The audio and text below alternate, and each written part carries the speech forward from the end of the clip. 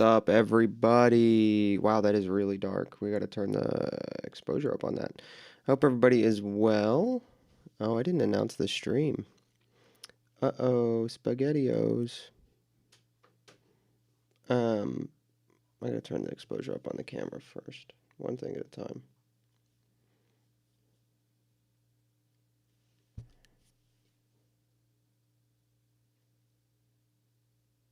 Oh, good grief. You gotta be kidding me. Okay, hold on. I guess we'll announce this stream first. Bam, bam.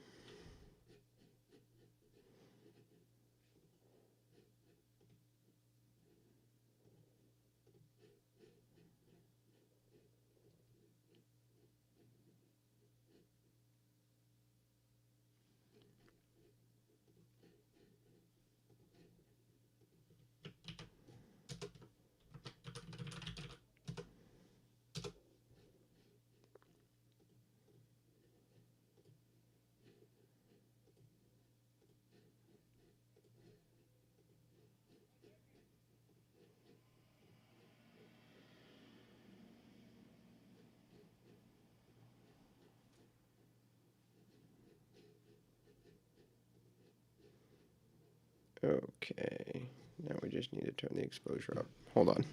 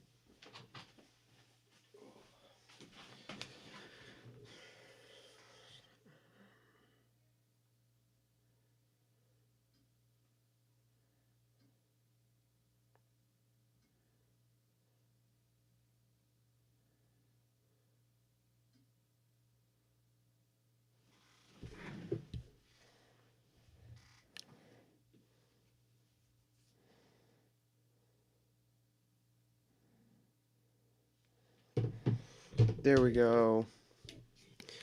Hello, HG Moss. How are you doing? My Saturday night is going just fine. I hope yours is going well. It's gonna be... Oh, goodness. Now the camera's out of focus, isn't it? Oh, gross. Hold on. Wow, that's not great. It's focusing on the wrong thing.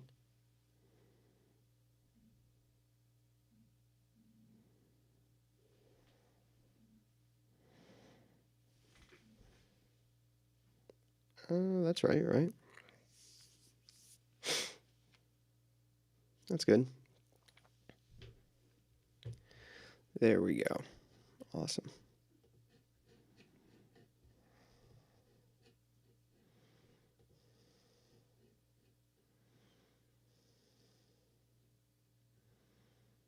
Managed to submit an assignment 30 minutes before the deadline.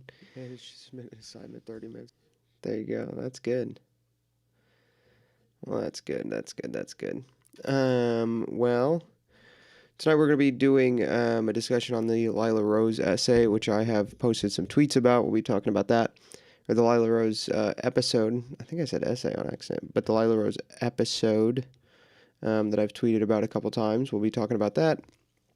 We will also be talking about gerrymandering and Seth Dillon's recent article called "The Foolishness of No Enemies to the Right," and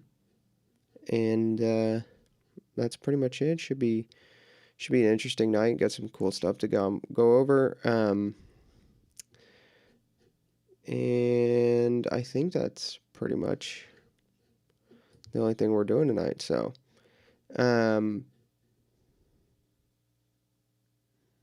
yeah. Trying to figure out if there's something wrong with the stream. If this stream, if my stream counter is broken. Well, okay, there we go. All right, I'm going to post the stream in one more place, and then we will be good to go.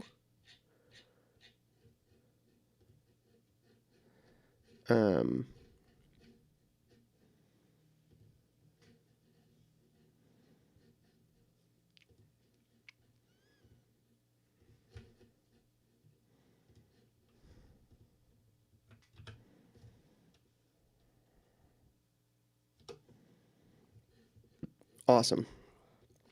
So, yeah, like I said, we'll be talking about the Lot of the Rose episode. We'll be talking about the Seth Dillon article on No Enemies to the Right.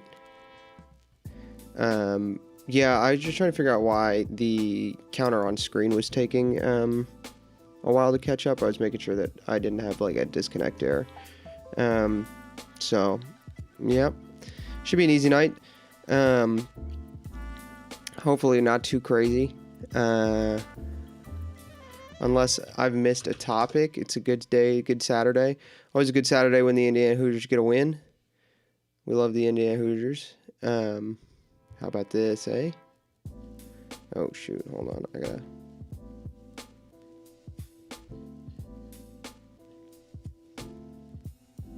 pull it up here.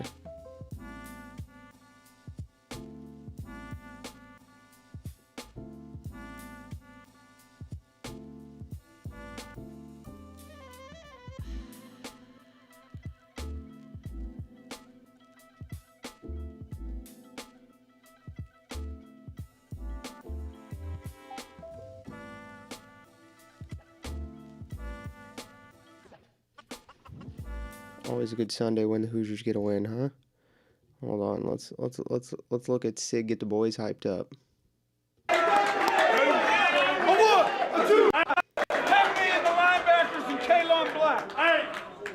KB, Packers, let's go!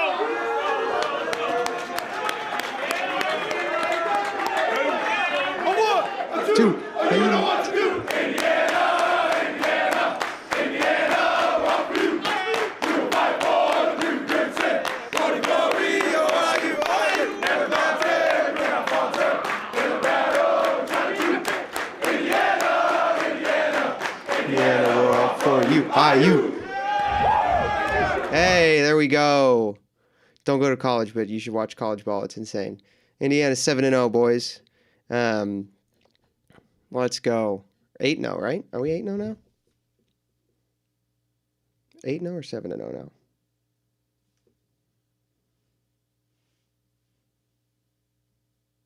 8-0. 8-0 now. 8-0, 4 more games left. I got tickets to the Big Ten Championship with my dad. So that'll be fun. Yeah. So I'm just gonna look through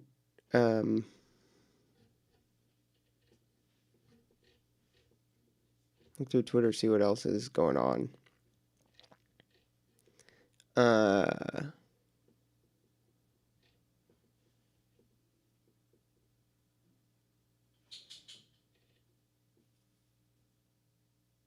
Hey, X-Tex, what's up, man? See if there's anything else going on that we missed. It's all football stuff right now because the game was today, so it's going to be hard to find other stuff.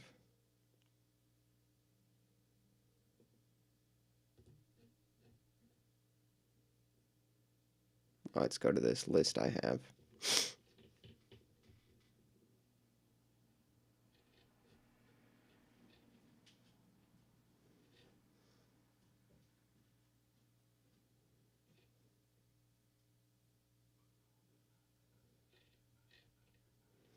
Of course, we've got, oh my gosh. That's, okay, that's gross. Gross. Why do they do that?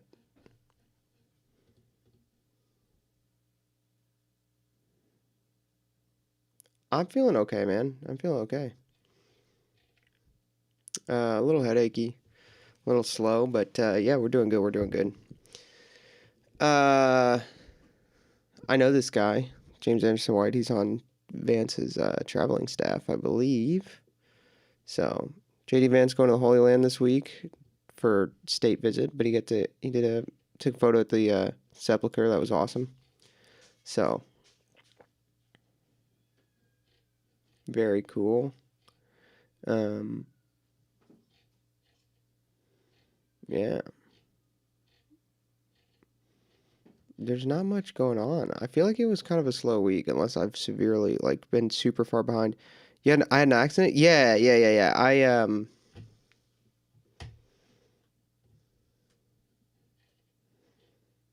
straight up almost. So I crashed my bike going like a little over 20 miles an hour. Was in the hospital for a couple hours, but I got out okay. So had stitches right here. You can kind of see up here. That's what's right here. So hands are beat up still, just scabs right now. So just scabs that have healed up mostly. So, but I'm doing good other than that. Yeah. So, yep, that's good. I won a poker tournament last Sunday. Last Sunday, yeah, last Sunday, went to Wheeling Island Casino with some friends. We went and played in a poker tournament. I did pretty well at that, actually. I placed second, not one, I placed second. So I cashed. I made a couple $100 on that. Yeah, so did really well. I was really happy about that. Yeah.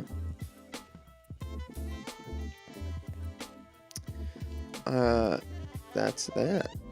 Well, let me see here. Let's start with Delilah stuff. Let me pull some tweets up here so I can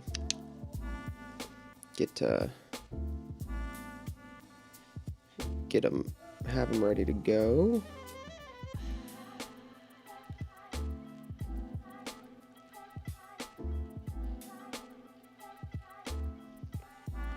Gary, hello. Thank you for being here. How are you doing? I hope you're well.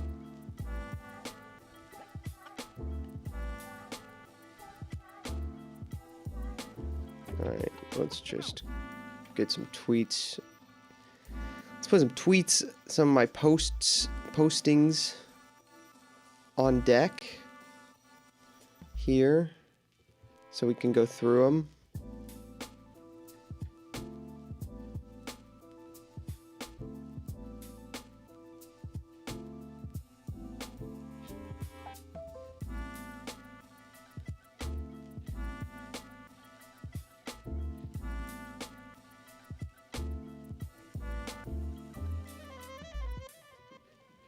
And then we'll pull the video up and we'll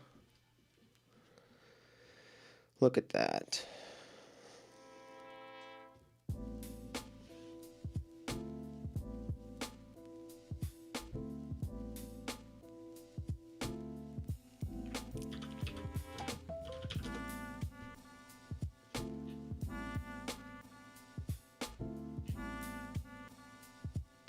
No way. Oh, okay, it's still there. Police officer in our...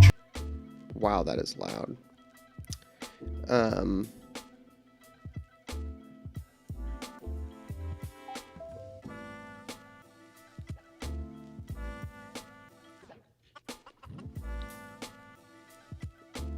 hit this up real quick, and then we'll look for one more thing. We're going to put one more thing on deck here.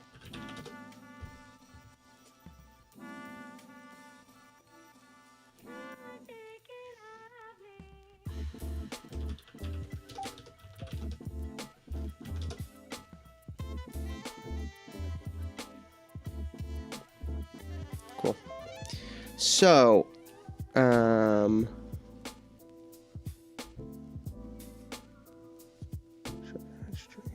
that everywhere. Usually the alert box is on. And make sure the alert box is on here too.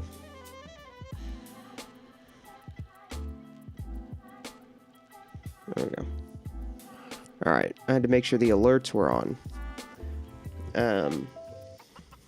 So,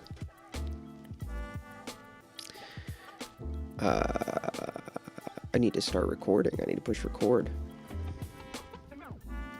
Push record, huh? Make sure I don't push end stream when I get done with the recording this time too, huh? Whoops. Did that a couple weeks ago. Okie dokie. So, welcome back to Saturday Night Sanity Revolt. We are going to be looking at an episode of the Lila Rose podcast today. She recently interviewed a man named Dano McCullum, who claims to have prophetic gifts, and claims to be and is selling trainings to these gifts. Obviously, that's a huge problem for so many reasons. The only reason we're really talking about this publicly after I crashed out, if you will, on Twitter the other day about it, is because I want to kind of make a video so I can post a video about it, but then I will be not publicly speaking about this much anymore, except to give updates because I'm just working behind the scenes to try to get this to be taken down from YouTube for obvious reasons. So let's just jump into it. First of all, you'll see up here, so this is the first tweet I made. Well, let's go through. Let's actually first let's look through the interview, okay? So let's just watch kind of the intro here so I can give you guys a general idea of what the kind of stuff we're talking about is, what the claims we're talking about are.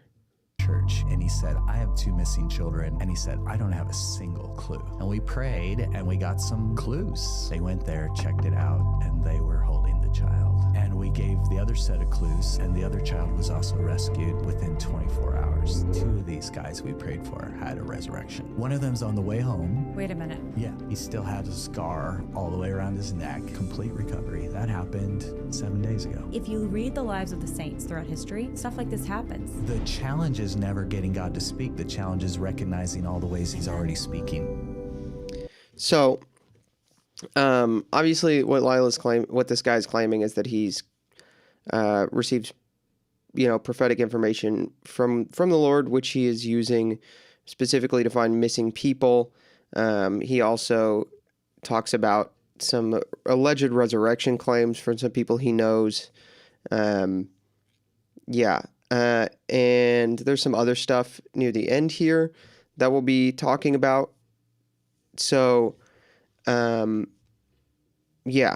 So that's the kind of the claims, right? So first of all, the first obvious problem is, as a Catholic, you shouldn't be promoting. I love you Protestant brothers and sisters, but you can't be promoting heretics' claims of private revelation, because that's what this is. This would fall under private revelation. You can't be promoting their claims of private revelation without any validation, at least from a parish priest, but definitely, probably you should get it from a bishop.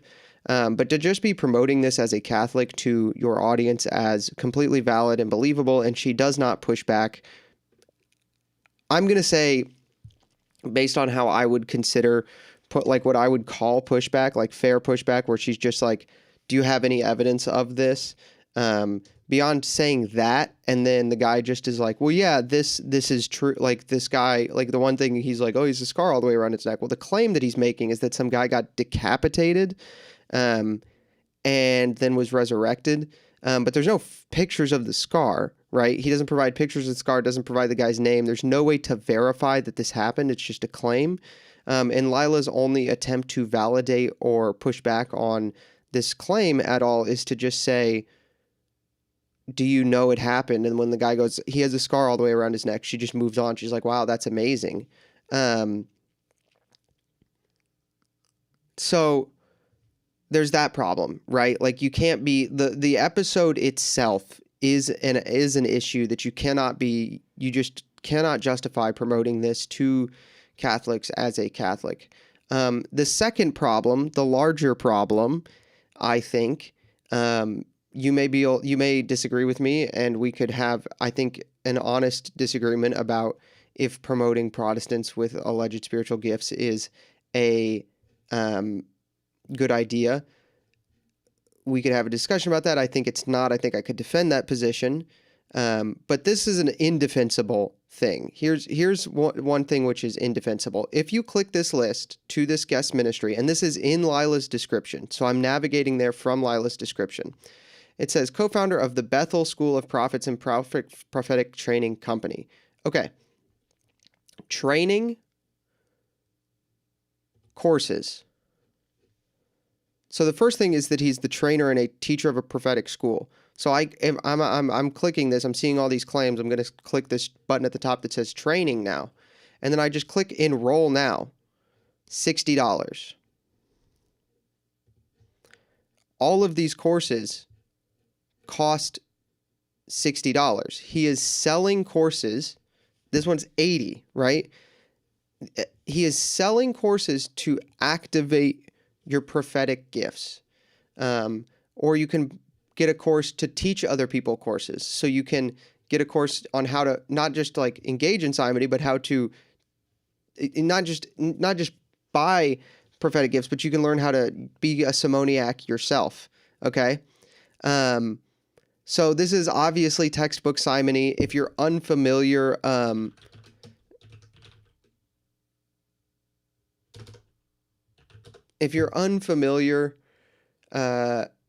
with the story of Simon Magus,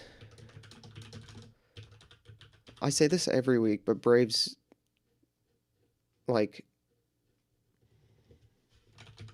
Braves search is so stupid. Like when I search Simon Magus, I obviously want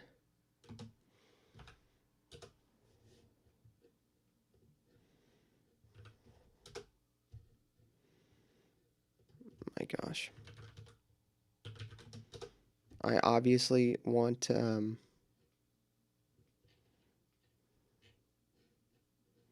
dude, wow. Okay, this is just bad. It's terrible. It can't even find Bible Gateway.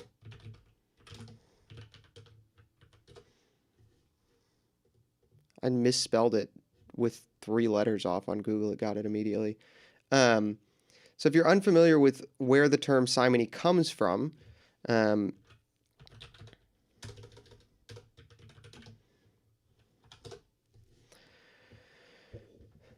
there's a man named Simus who had previously practiced magic in the city and amazed the nation of Samaria, saying that he himself was somebody great. They all gave him heed, and they all gave heed to him. We're going to have to push in on that, aren't we? You guys cannot see that. Wow, you can't see that. Huh. Can't see that at all.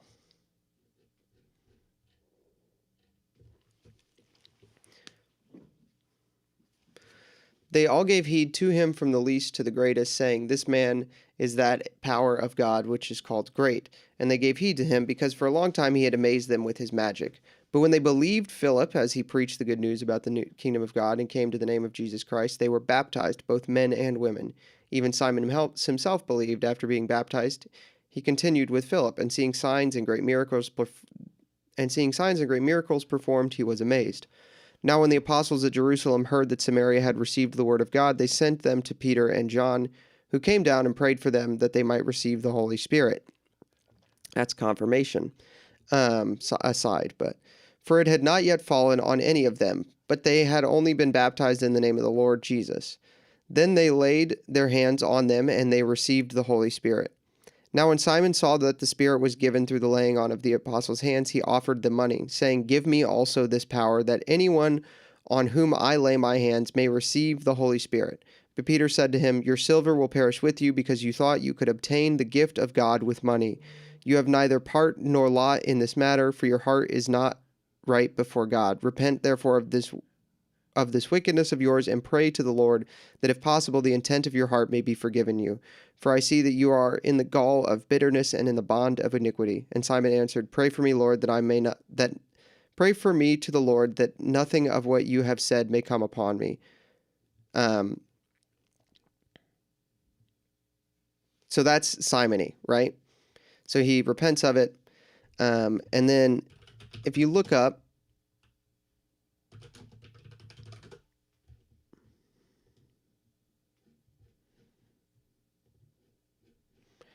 on New Advent on the Catholic Encyclopedia, simony is usually defined as a deliberate intention of buying or selling for a temporal price things such as spiritual or annexed unto spirituals. So this is clearly textbook simony. So not only is this being promoted as something Catholic and true to an audience.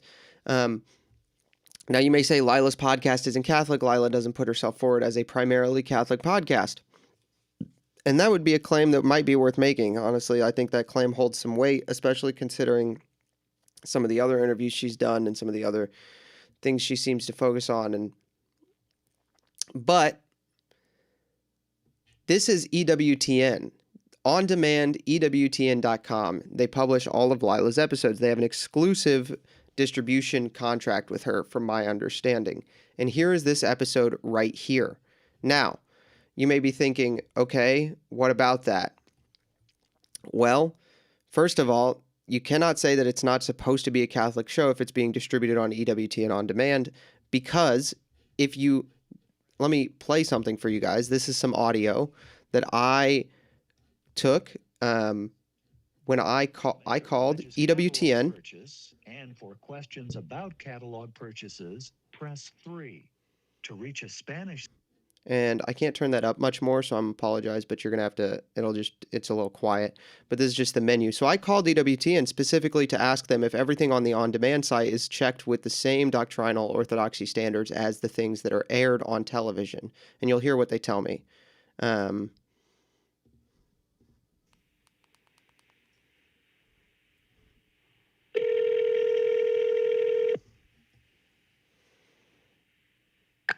Thank you for calling EWTN Viewer Services. This is Kristen. How can I help you? Hi, I was wondering what degree of the shows on EWTN Plus and the streaming that are not EWTN shows. I was just wondering how much those are vetted, or like because I've got some non-Catholic friends. I'm trying to recommend them stuff. I just want to know how much those are, like if those are given the same level of scrutiny that like the shows on the network are for doctrinal orthodoxy and stuff like that. Now, are you talking, I'm sorry, I missed the first part. Were you talking about the radio shows versus the radio shows? The radio and network shows versus the things that are just on the streaming service. Like the non... Oh, yeah. The stuff that it has, like... Yeah. Yeah, everything that is on the streaming service was aired at some point on the network, and we do take it very seriously, the content that, is provided on our network. Okay. Thank you so much. Okay. That is the answer you get. Now, one, it is not true that everything that is on this streaming service has been aired. That is not true. And I do realize this is just some lady in a call center who is doing her best, so I don't blame her at all. The problem is that EWTN presents this as Catholic programming that is vetted for doctrinal orthodoxy.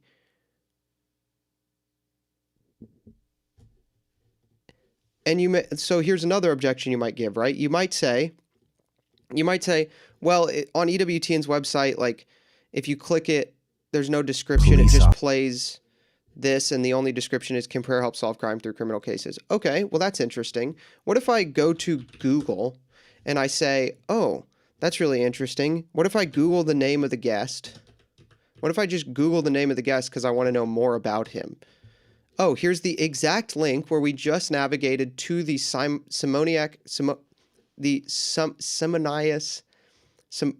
yeah, you guys get it. The courses earlier. It's right here. So, I'm not sure what's going on here, but it is clear that EWTN is not vetting Lila's show. Or, if they are, the standard is very, very low, to the point that you cannot trust them to catch a guy openly pitching simony. And I hope that's not the case. I hope what's happened is that they have had a miscommunication or some kind of assumption where Lila has agreed. There's been some type of agreement where, or some type of assumption on somebody's part to assume that this content is doctrinally orthodox. However, it's clearly not. And it's being recommended to Catholics who are going to, the uninformed Catholic may assume that this is okay. When in reality, if you're going to make a video about this topic, you should make a video about this topic saying, no, do not engage with this kind of stuff. This is lies, it's simony, you cannot engage with it. But instead, we're making a show promoting it. And I just want to go one step further here, right? And point out that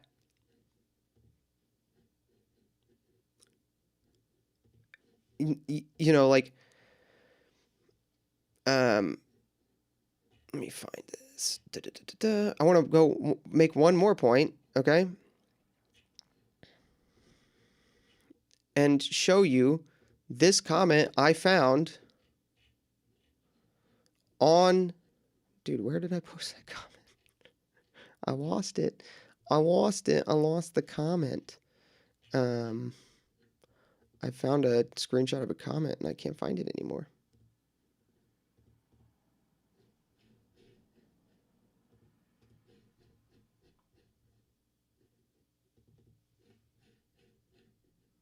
Okay, well, I thought I had a screenshot of the comment. I do have it. I know I have it.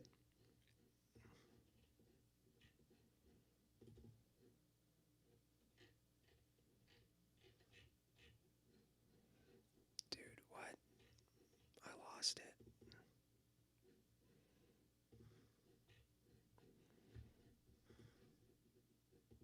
I'm gonna have to scroll through my profile the old-fashioned way and find it.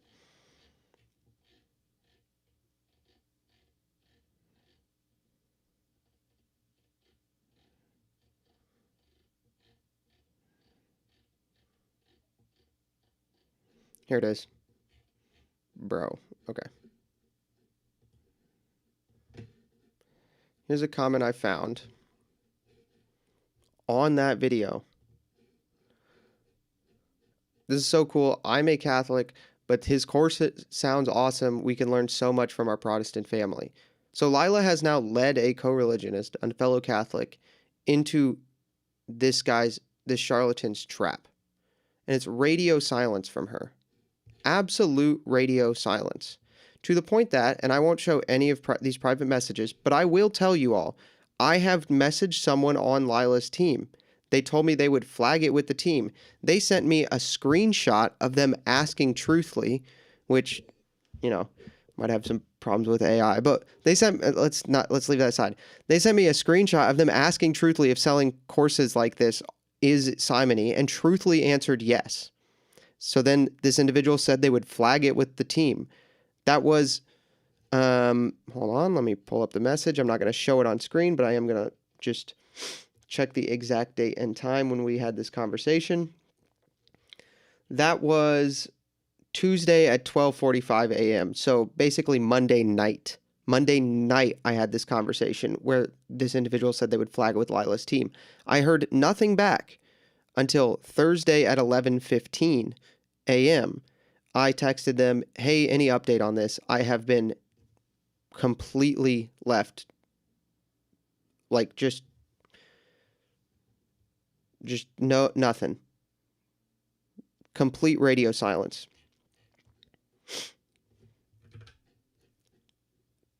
So we have a serious problem here. I'm not going to be posting on Twitter, screaming effeminately about it. Initially, I said I was going to post every day till the interview got taken down. But I've talked with some mentors and some people and realized that this is, it's not useful. It's not helpful. But we need to get it taken down. So I'm just not sure what else we can do right now. I have some ideas. What I would encourage you all to do, what I would encourage everybody who sees this video to do, is to call EWTN.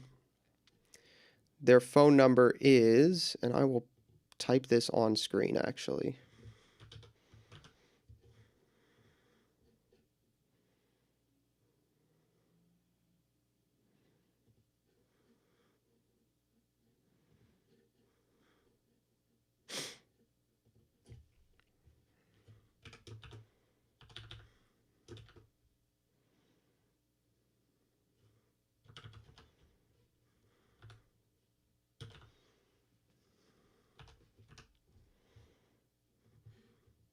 So this is the phone number for EWTN, 1-800-447-3986.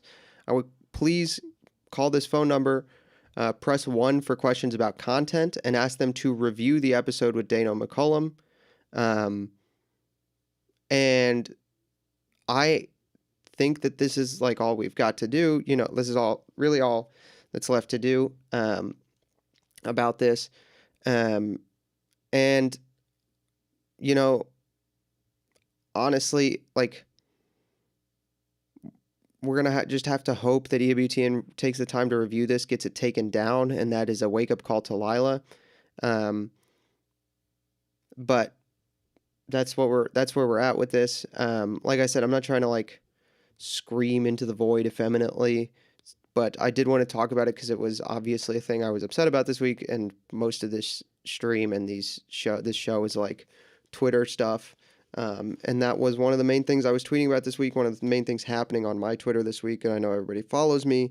Can EWTN accept international calls? I believe they can. If not, you can just go to EWTN.com or EWTN.co.uk, I would guess, maybe.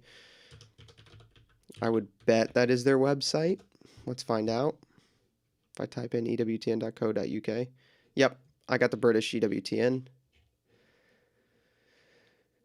I got British EWTN.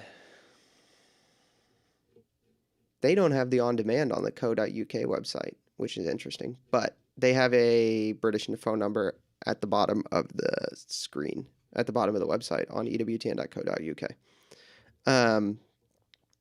Yeah, so please make those phone calls. That's pretty much all that I think we have to do on this, because the main priority is to get it taken off of EWTN, because that is the much more authoritative, much more scandalous location that it is on. And also, I just want to point out that also the Voice of Reason episodes are still up on EWTN. Don't mention that on the phone call. You don't want to act like you're trying to get her canceled. You just want to mention the one that's the biggest priority. So don't be mentioning both. But Lila clearly is not being vetted by EWTN at all. And I don't think that Lila is taking seriously her obligation to present the church's teaching in a manner which is not deceptive or possibly scandalous. I just don't think that you can claim that after the thing with Father Mike Schmitz where they hit on a priest. You can believe what you want about the men don't need sex thing. Like, you can, I would be open to arguments one way or the other on that, but the precursor to that is definitively inexcusable, and she'd never apologized for that either. But this one, you just can't let this go. So I would encourage everybody to please call EWTN, ask them to review that episode, tell them why you're concerned about it. And before we get moved off of this, I want to point this out, because this is the most this is the worst part of this. So just to be clear about how bad this is. 2 more things I want to do before we close, if that's Okay. okay. You Yeah. said you saw something. First, you mentioned something earlier about a Eucharistic. We were talking about Eucharistic miracles, and you Yeah. said you saw something. Yeah.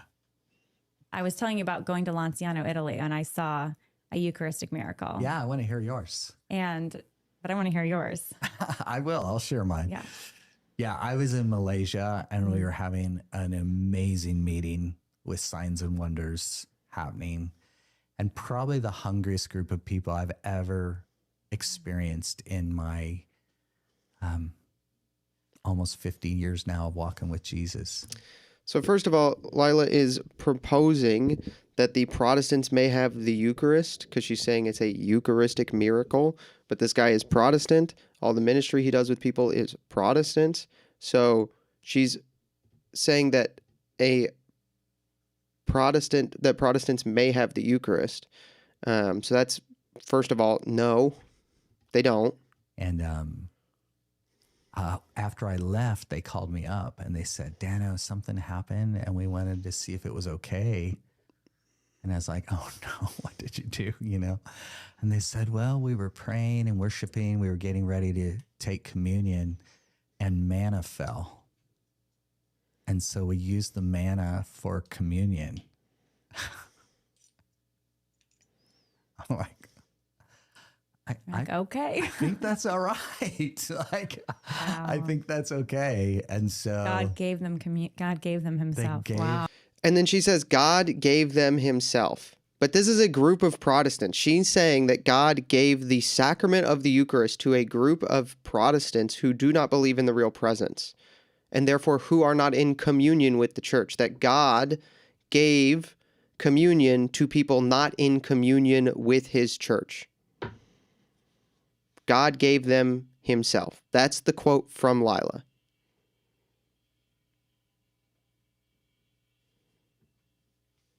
that he gave bread from heaven for so I know that's different probably than the Eucharistic miracles, that It's you're referring related. to, but it is. No, it's not. You're just... Private revelation miracles have to be vetted by the church before you're allowed to believe in them.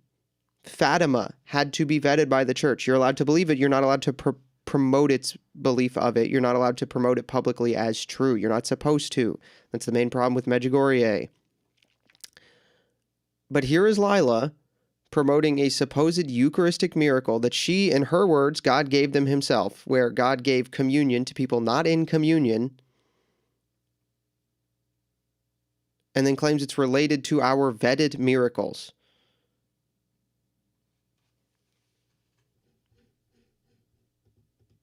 There's just zero oversight happening here. I don't know what's going on. I don't know who is supposedly supposed to be keeping this on track. But look, I know people I don't have any problem. I love Matt Fradd. I like Pines with Aquinas. Obviously, I love them. He gave me a huge opportunity, and I'm still making my living because of the opportunity he gave me by the grace of God. Matt is very, very, very safe about the things he says and does on his show to make sure that he does not want to promote anything which may scandalize somebody.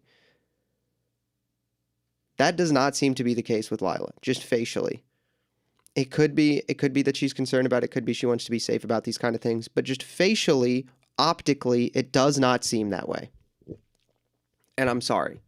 I'm sorry if that's insulting to her or to her team or to her fans, but optically it is inarguable that Lila does not seem concerned with doctrinal orthodoxy or is totally unconcerned with scandalizing her audience.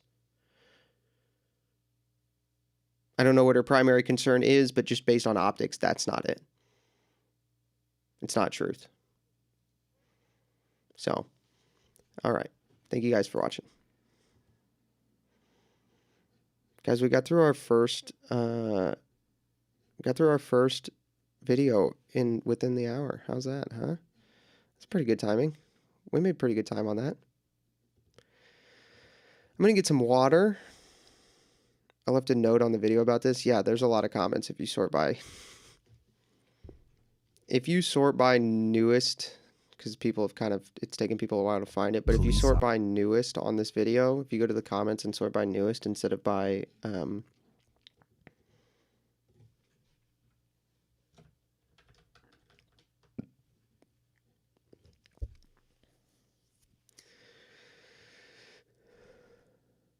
yeah.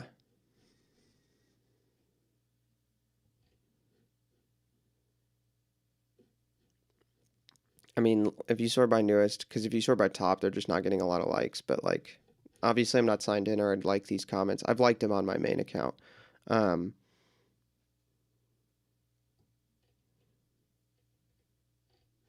yeah, if you sort by newest, you can see there's a lot of negative comments. There's not a lot of dislikes on the video though. There's only like 28 last I checked, so it's unfortunate. I wish there were more dislikes on it. But yeah.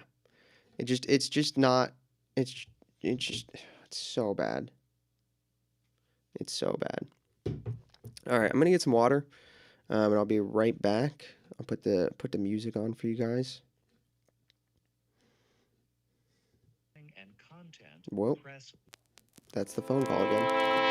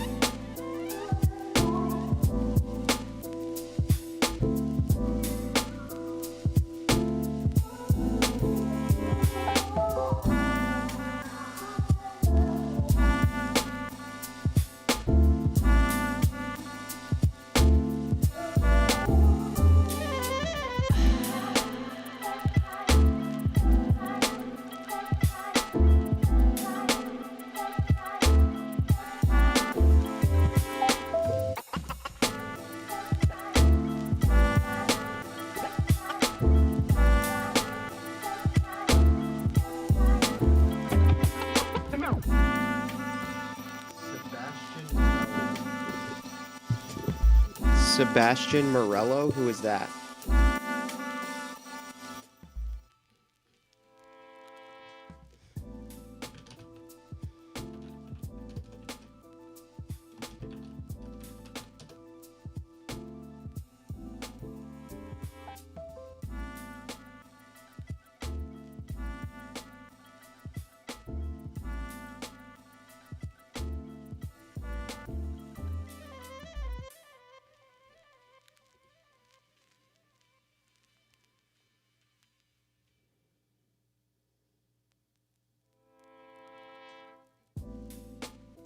Is it this guy who's this writer at the European Conservative? Did he say, has he said something to me? What do you want me to respond to from him? I don't know what you would be referring to.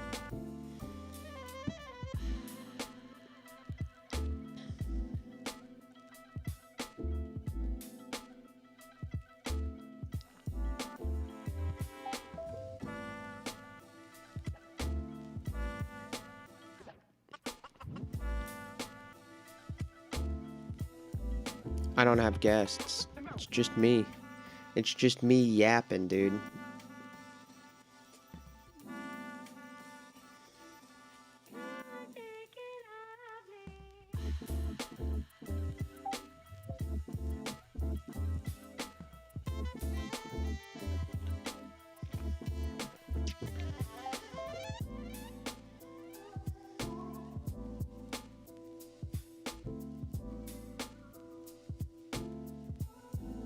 It's just me yapping. I don't do guests.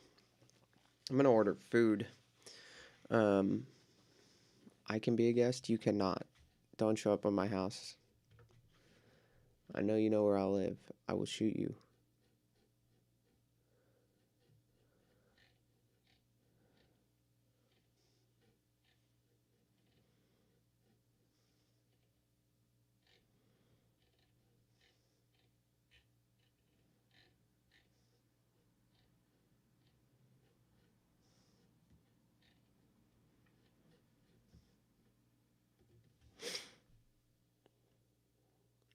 Is it raining where I'm at? Samurai, is it raining outside? I can't tell. It's too dark. Samurai will know.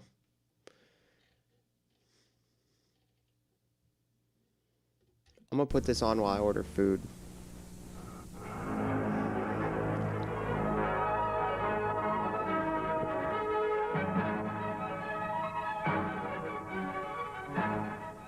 Welcome back, everybody. It's good That's to have Cardinal you with Timothy us on the Eternal Dolan. Word Television Network's continuing live coverage here in Denver of our Holy Father's visit to World Youth Day.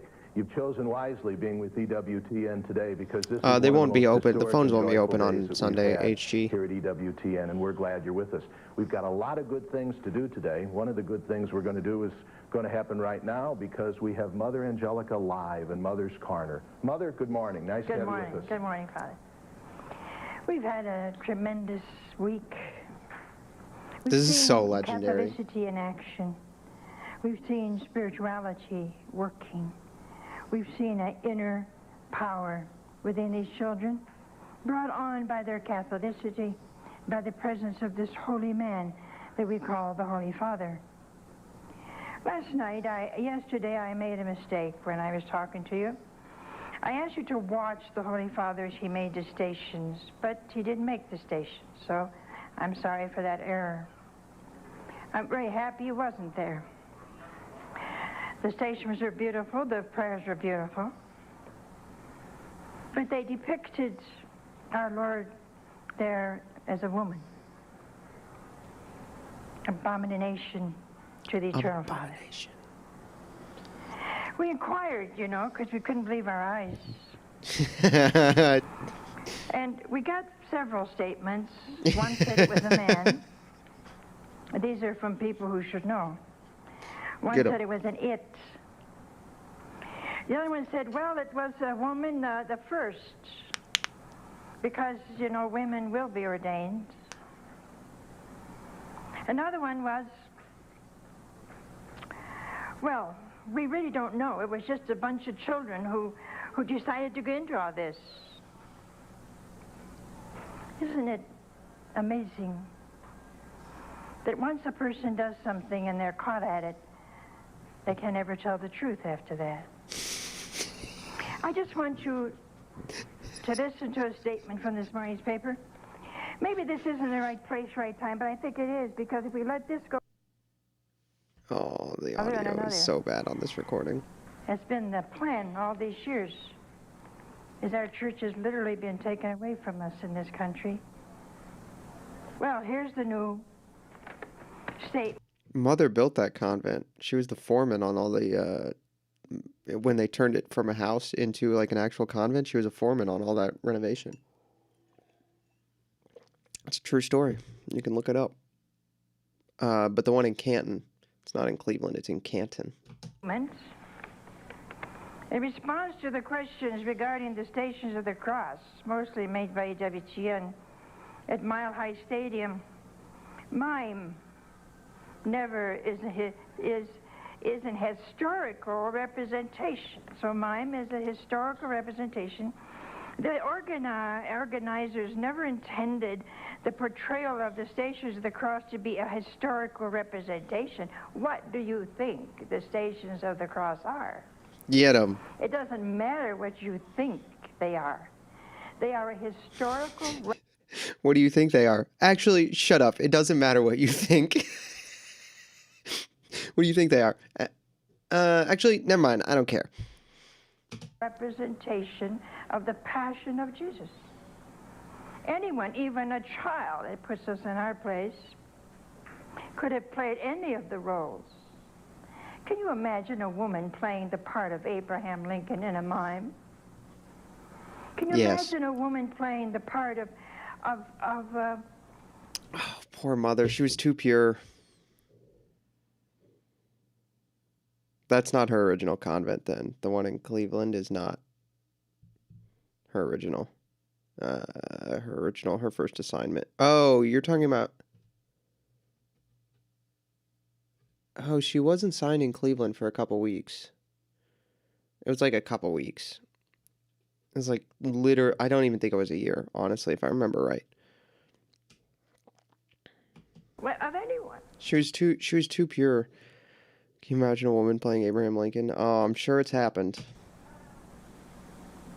Can you imagine a Hispanic man playing Alexander Hamilton How about and rapping?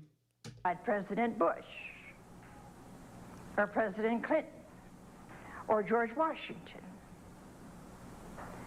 Would no station, no Hollywood. She was received no and Hollywood vested in Cleveland, but she made her final in Canton. producer would ever do that. I don't think it was a mistake. I think it was out of place when our Holy Father is here. I think it was very out of place when this whole place is vibrant with real, true Catholicity. It was a statement, and I'm going to make a statement also. Let me read a little bit more to you. The Denver Post, Saturday, August 14th. Meanwhile, the fountains were fools. A 4-person troupe from Cincinnati acted out the events of each station. Jesus was portrayed by a woman. A fact some found ironic, since the Catholic Church will not ordain women as priests. No, it's not ironic. It's blasphemous that you dare try to portray Jesus as a woman.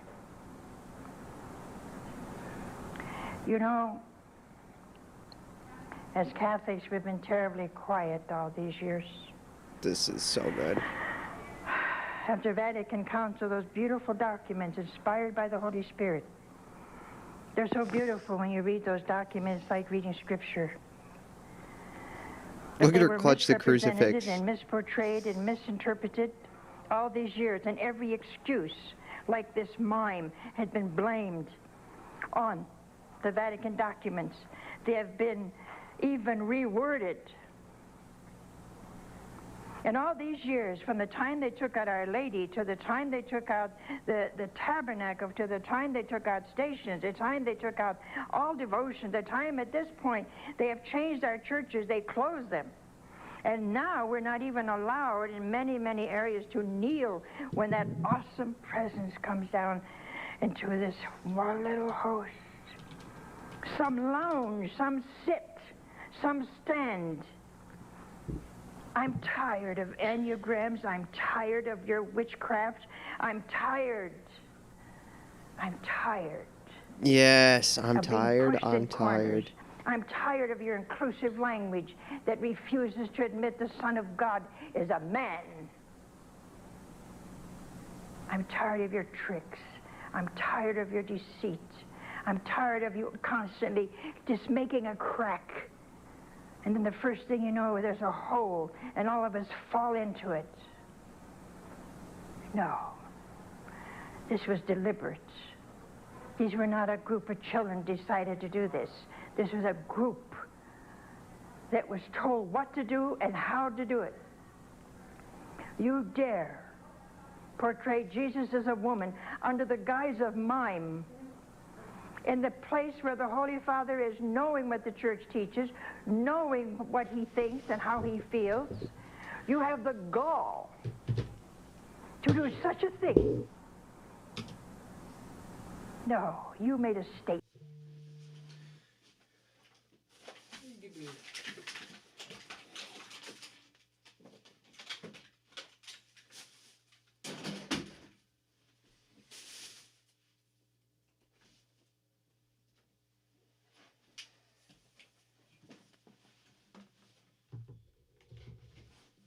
All right.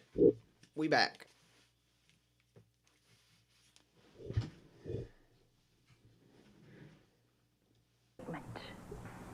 That was not accidental. And this is just as much a lie as the lies we got last night.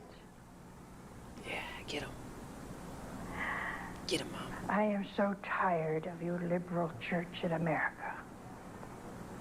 And everything you've ever done has gone in silence. Nothing you've done, from your witchcraft to your enneagrams to your centering prayer, to all this earth spirituality, to replacing holy water with sand, to destroying our churches and closing churches that are viable and ready to go. No, this is not an accident. And we've swallowed this now for 30 years. And I'm tired of it. We have swallowed enough of your idea of God. And you have really no God. You have no dogma, no doctrine, and no authority. Because the only authority in the Catholic Church is our Holy Father and the Magisterium. And you have disclaimed that. You don't believe in the Eucharist. You don't believe in the Immaculate Conception. You don't believe in the virgin birth. You don't believe in Mary's power of intercession. I love her so much. You don't I believe love in her so religious much. life. You don't believe in being a spouse of Christ. You do believe in teaching to little children of the third grade sex education. You do believe in forcing centering prayer and forcing inclusive language upon us.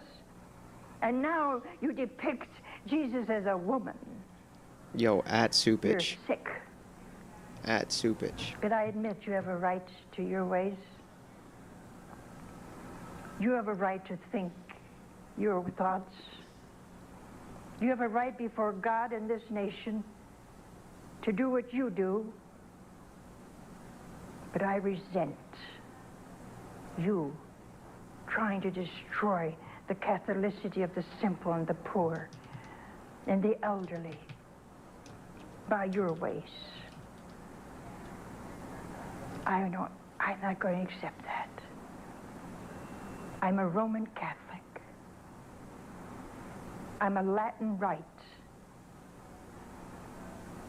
I believe in God as Father, creator of heaven and earth. I believe that Jesus is his Son, his only Son. I believe that the Spirit proceeds from Father and Son, that there is a Trinity. I believe that baptism puts into my heart and soul that wondrous Trinity. It is not an initiation into a club. I believe that he died and he suffered and he rose. He rose. It wasn't a rising of the resurrection of Jesus in the thoughts of men. It wasn't something that we are to remember. It was a physical resurrection. I believe in that. You don't. But you spread your errors to children. And our children don't even know the Eucharist anymore. They don't understand that that is the Blessed Sacrament. That's the body and blood, soul and divinity of Jesus. Your catechisms are so watered down. They say nothing except love your neighbor. No, you gotta love God first. Gosh, she's so good. She's the GOAT. You gotta live with God in your heart.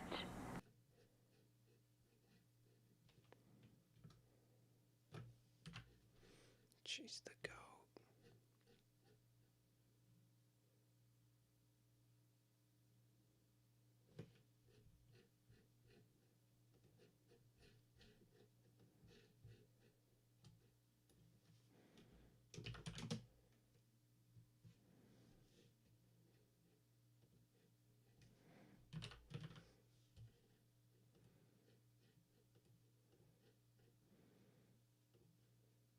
Guys, we need a giant poster.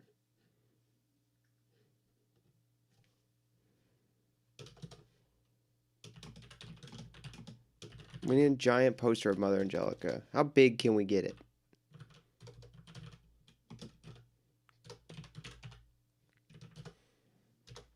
I need a giant poster of Mother Angelica. Hello, Dad.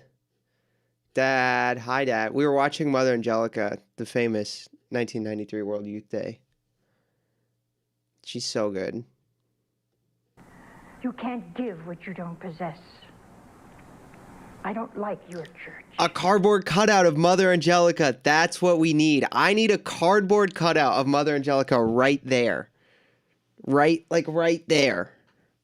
I need it.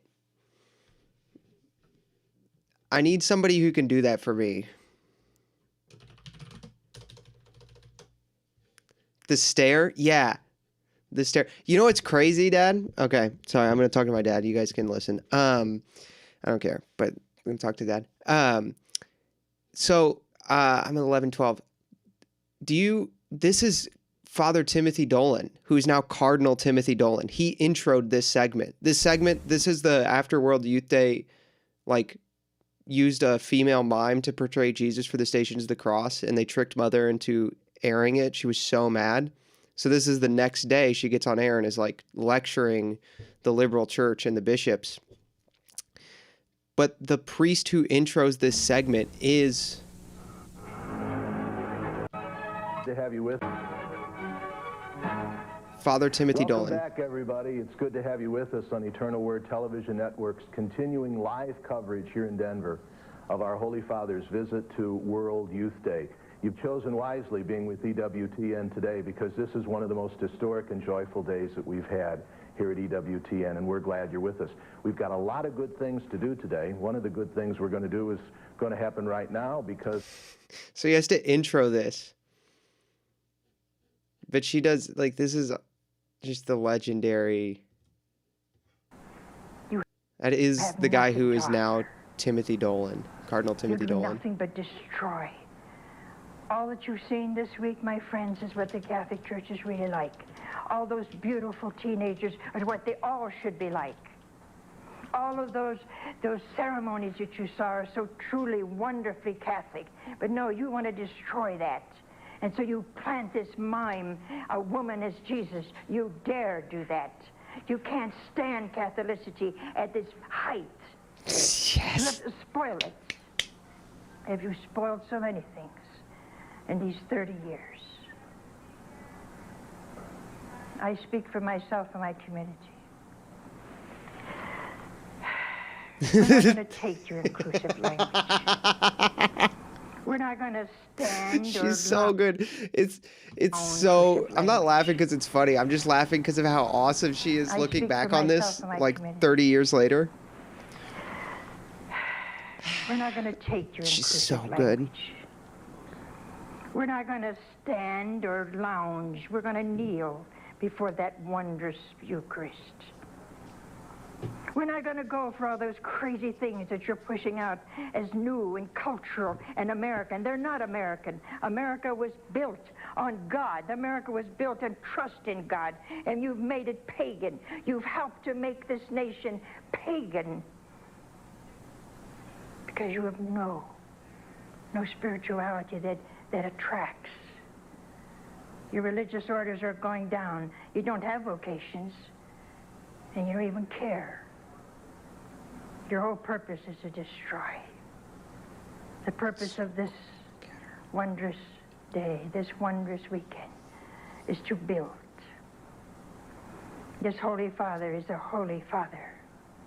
His is to bring peace. His whole duty is to portray the truth. And as he portrays it, whether it's moral truth or faith, you destroy it before it even gets in the papers. You speak against it, you call him an old man. No, you're not builders, you're destroyers. I'm not going to take that anymore. I am proud to be a Roman Catholic. I ask all of our Protestant brethren who believe in Jesus as man to offer a sacrifice today in reparation. We are Christians together. We have our differences, but we believe that Jesus is Son of God, of the Father. All your inclusive language is clever. You haven't gotten the horizontal inclusive language, only vertical, whatever that means. But God is my Father who will never take that away from me. And I will say mankind instead of humankind. So good. I will say mankind instead of humankind. She's so good. I gotta copy this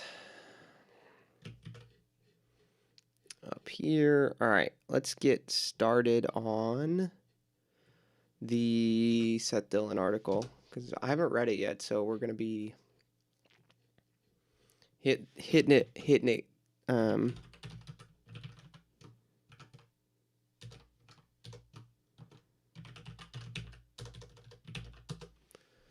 Getting the old first reaction. So let me get get it pulled up here. The Free Press is stupid the way they do their stuff. It's like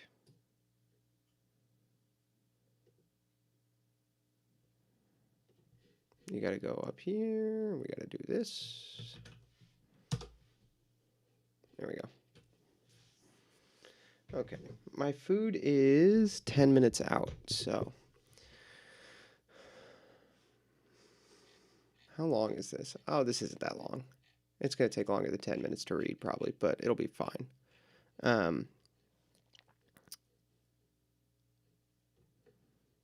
That's fine.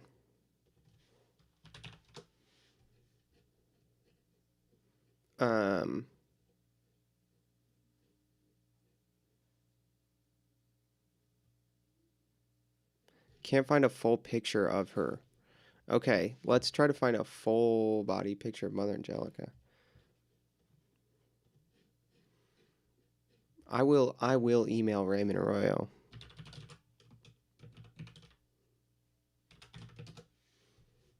Might have to be Photoshop part of it, honestly, because by the time there were cameras good enough for her, she had really bad legs too. That's why she was always sitting. Dude, brave. Like, oh gosh.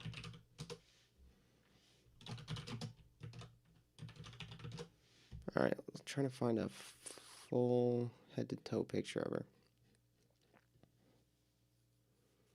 Oh, hi guys.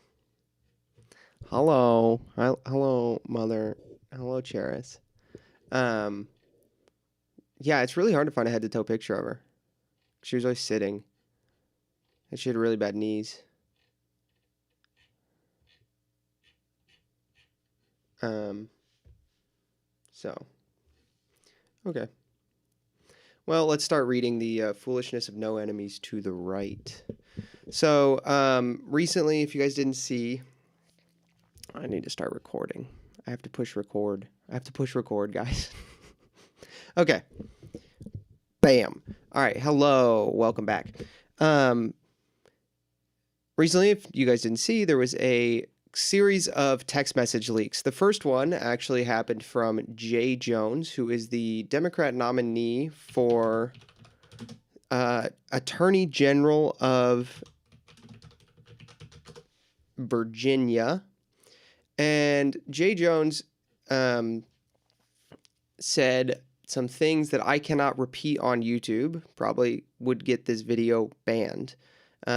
Basically, he hoped that his opponent's children would be murdered in their arms.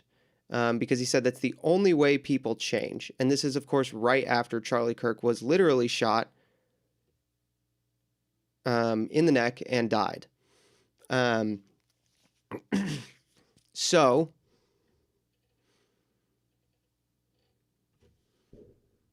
we have an ongoing and clear problem in this country with Democrats wishing death on their political opponents. That is the situation. It's just there's no way around this at this point, including it was yesterday or the day before, James O'Keefe got on video one of Jay Jones's staffers laughing about, I think it was Jay Jones.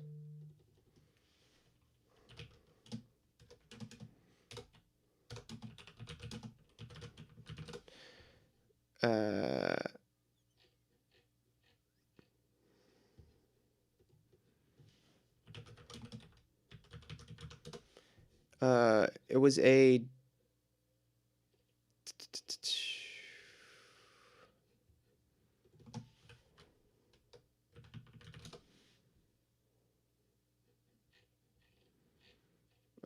I can't find it right now. There was I'm gonna have to restart this recording and find it because I thought it was in my bookmarks. The video might have gotten taken down. Is a problem.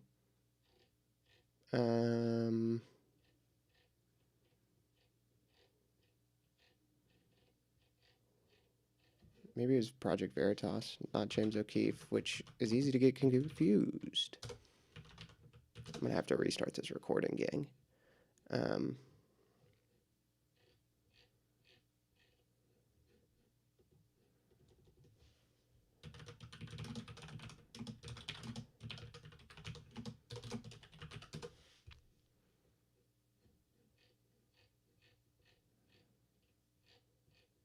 Oh, I was right. It was Jack Posobiec. Okay, I'm gonna have to restart the recording. We'll just stop and restart.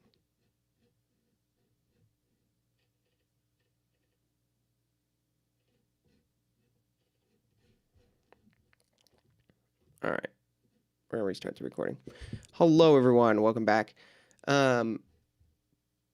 Today we're going to be talking about we're going to be reading this article, The Foolishness of No Enemies to the Right by Seth Dillon. I haven't read it yet. I imagine there'll be some serious disagreements between me and him on it, but we do need to provide some backstory on this. So if you're unaware, recently, Jay Jones, who is the Democrat nominee for Attorney General of Texas,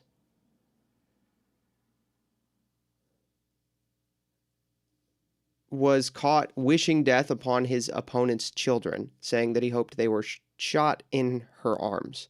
And this comes immediately after, of course, Charlie Kirk was literally assassinated. And we saw millions of Democrats across the country celebrating it. And then recently at the No Kings protest, there was a public school teacher who was caught celebrating it on video. And the school district is refusing to fire her. Abigail Spanberger, the nominee for, I think it's governor of Virginia. She's running for governor, so she's running for governor of Virginia, and then the guy as a Democrat, and then the guy running for Attorney General is Jay Jones, the guy who wished death on his opponent's children. She has refused to condemn this. She sat there silently during this debate. And then a Spanberger campaign organizer, Abigail Spanberger, Virginia, campaign organizer, was caught on tape on a secret camera by Human Events, Jack Posobiec, laughing and rolling her eyes when discussing the campaign's reaction to Charlie Kirk being assassinated.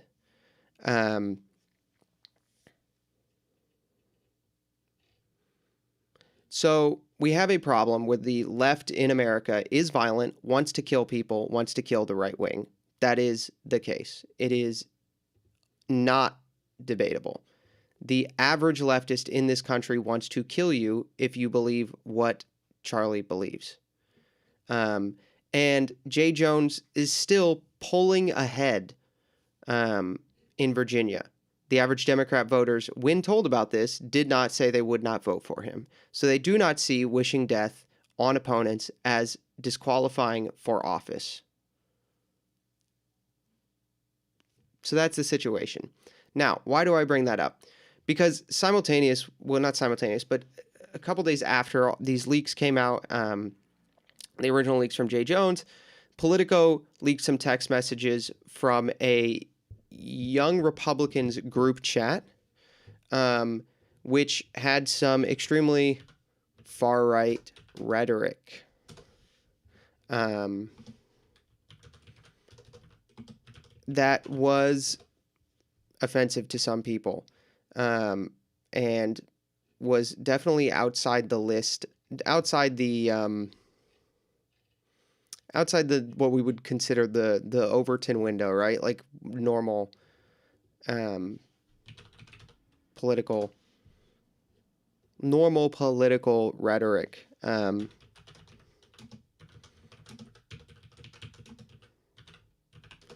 So they had some messages that were racist or allegedly. And they were basically what it is it's a group of 20-something guys saying some things and some jokes that are not great. And they are, I mean, it's there's some stuff in here which is, not excusable. However, there is some things in here which are just lies, right? Politico is insinuating that this guy literally loves Hitler. But let's look at it in the context of the screenshot that Politico provides, with no more screenshots than Politico provides. Yeah, I had some back and forth with the VC in Michigan. The current chair is a deer in headlights. We have a call Wednesday. Many agree. He did say, my delegates I will vote for the most right-wing person. And he says, great, I love Hitler. This is clearly a joke that the most right-wing person, there's no qualifiers, right? So the most right-wing person doesn't say most right-wing person alive, most right-wing person available, just the most right-wing person. It's clearly a joke that Hitler would be the most right-wing person. It would be like if the left said, we're going to vote for the most left-wing person. And he was like, great, I love Stalin. You wouldn't think that he said, oh, I want a actual Stalinist without more context. So this is clearly just a lie. Anyway, so this prompted some discussion, and one of the things JD Vance said is that I don't care about this group chat because my side says some naughty words and your side wants to kill people. And this is called the no enemies on the right thing, where we're not going to condemn our side, we're not going to attack our own until you guys are willing to police literal murderish intent. So, all right, we're going to take a pause right there. I'm going to get my food. We'll pick up the recording after I eat, which I'm just going to go pick up my food. I'll eat on stream in a second. We'll watch something else.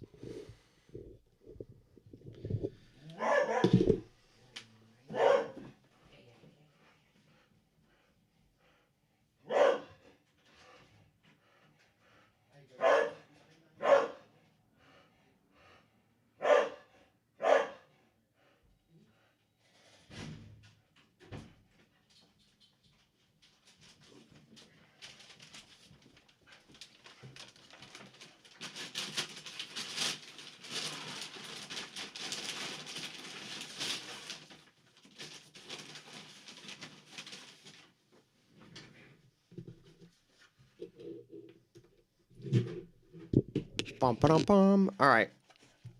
I'm going to pick up this recording after I eat my food. Dude, this Sean Hiller guy is kind of blowing up. He looks pretty cool.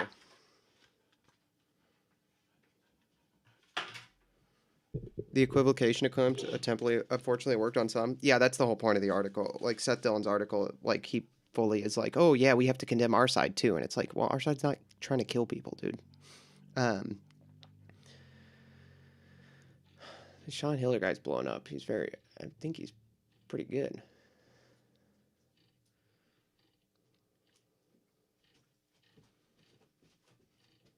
From what I've seen, I liked him.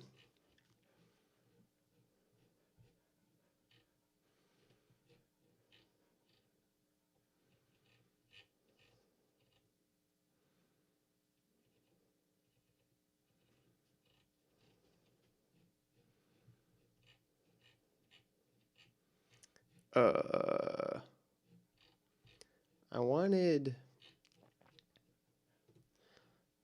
Where is the... Did he post the Mother and... Does he not have it out yet? Where is it? Here we go.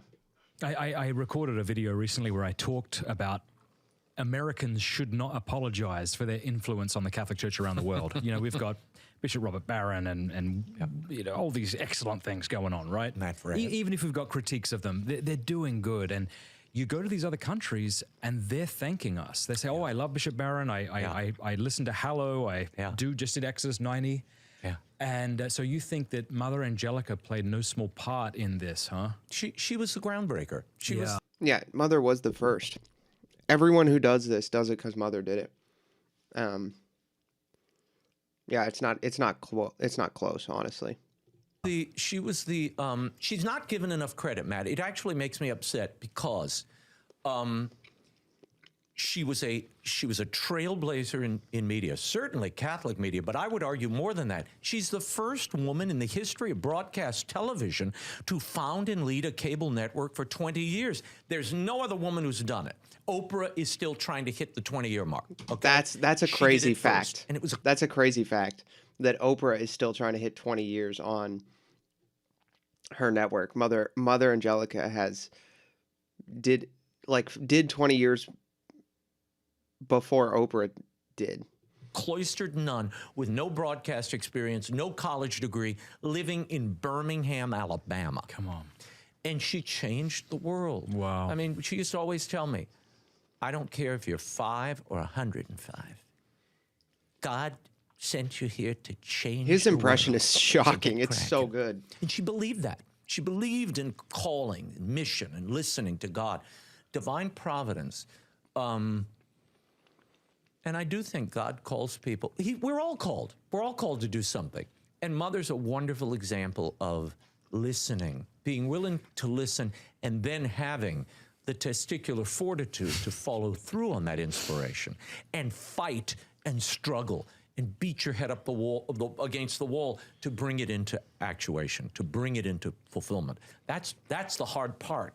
Listening's hard, but acting on it is harder because you've got people telling you, why are you doing that? You're out of your mind. What are you doing? And they told her that too. What was it like for her to receive those criticisms from churchmen?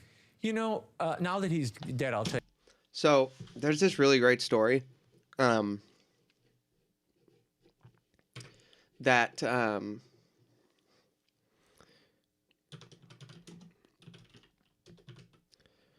satellite red.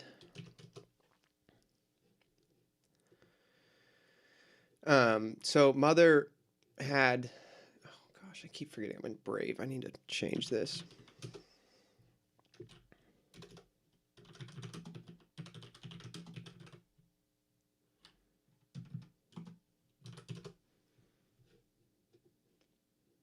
So Mother, this photo is what this is.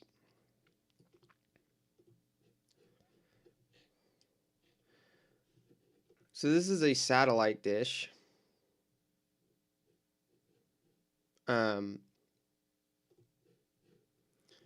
This is the photo they took when the satellite dish was installed.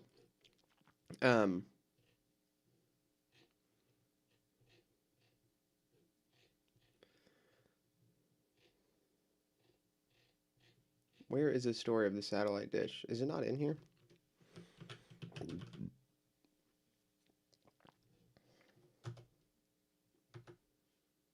Oh, I misspelled satellite.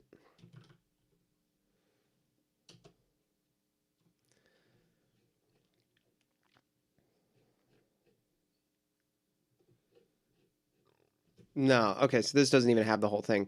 So Mother needed to get this satellite delivered so she could broadcast satellite television, so she could do cable, right?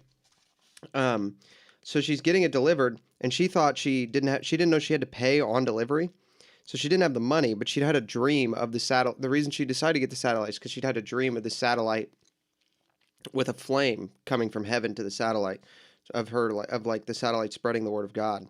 And then the satellite comes, she has to have it on delivery. It's $600,000 in like the 1980s. So this is an obscene amount of money, right? She didn't know she had to have it on delivery. And she's like, goes to the chapel, she's praying. She comes out of the chapel, she thinks she's going to have to turn it away. And one of the sisters says to her, like, there's a call for you. And she's like, no, I can't do it right now. And she's like, no, there's a call for you. So they go and just take the call. And it's this guy, he's like, I just read your book. It's phenomenal. I want to give you $600,000. She didn't prompt him. He said the exact amount. So they got the satellite delivered, got it set up, and then one of the sisters took a photo of it, and the photo has the red light in it.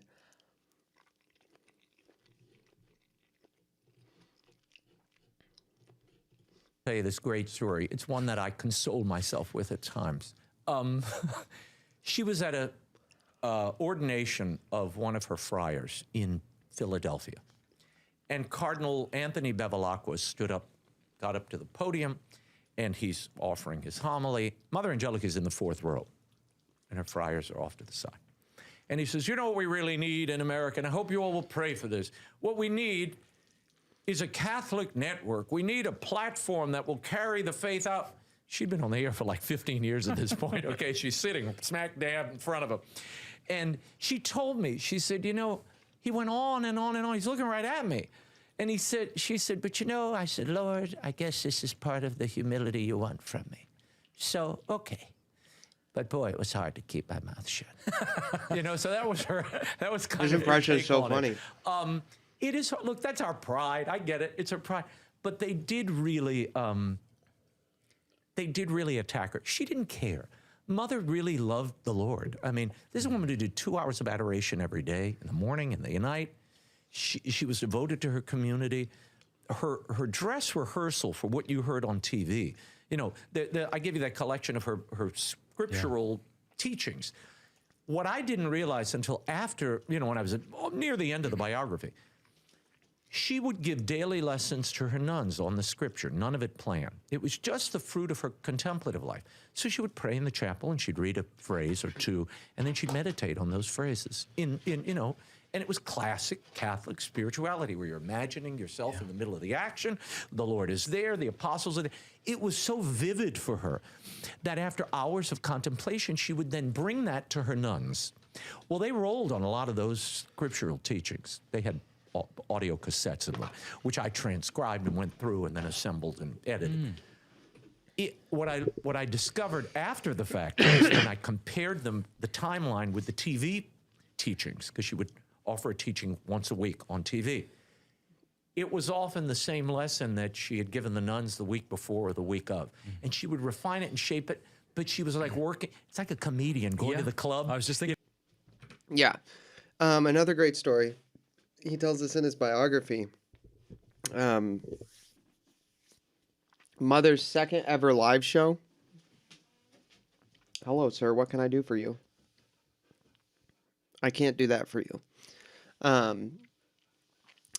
Mother's second ever live show. A young man called in. He was going to kill himself. He had a gun. Said he had a gun to his head. And she was talking to him. She was telling him why his life was, he needed to not do it. It was so important.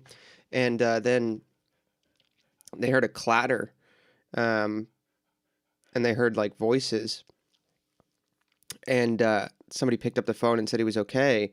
And it was the parish priest had recognized the boy's voice, was watching the broadcast. So, yeah. She saved somebody's life. She was on the phone with him for like 10 minutes before somebody got there. She saved this boy's life. Her second ever time on the air, just live phone call. That's what happened. Yeah. So, pretty awesome stuff. Pretty cool stuff. I need to figure out how to make the background of the chat transparent without the text itself being transparent. How do we do that? Let's pull up Stream Elements and get it. Stream Elements.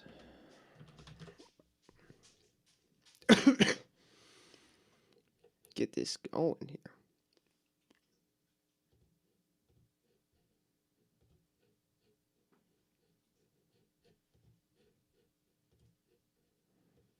All right, that's at 100.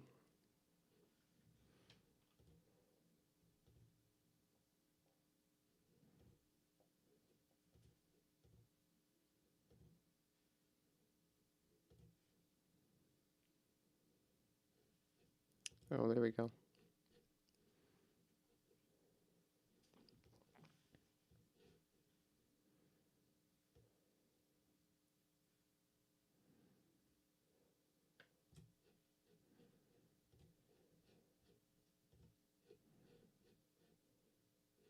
Uh-oh, where'd it go? That's not good. That's no good, is it? Uh-oh. Uh-oh, spaghetti-o.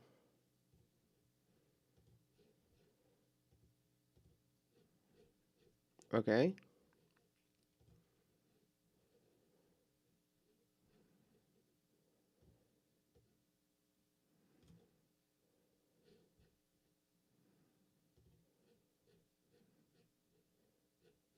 Oh, people have to chat, I think. Guys, send chats.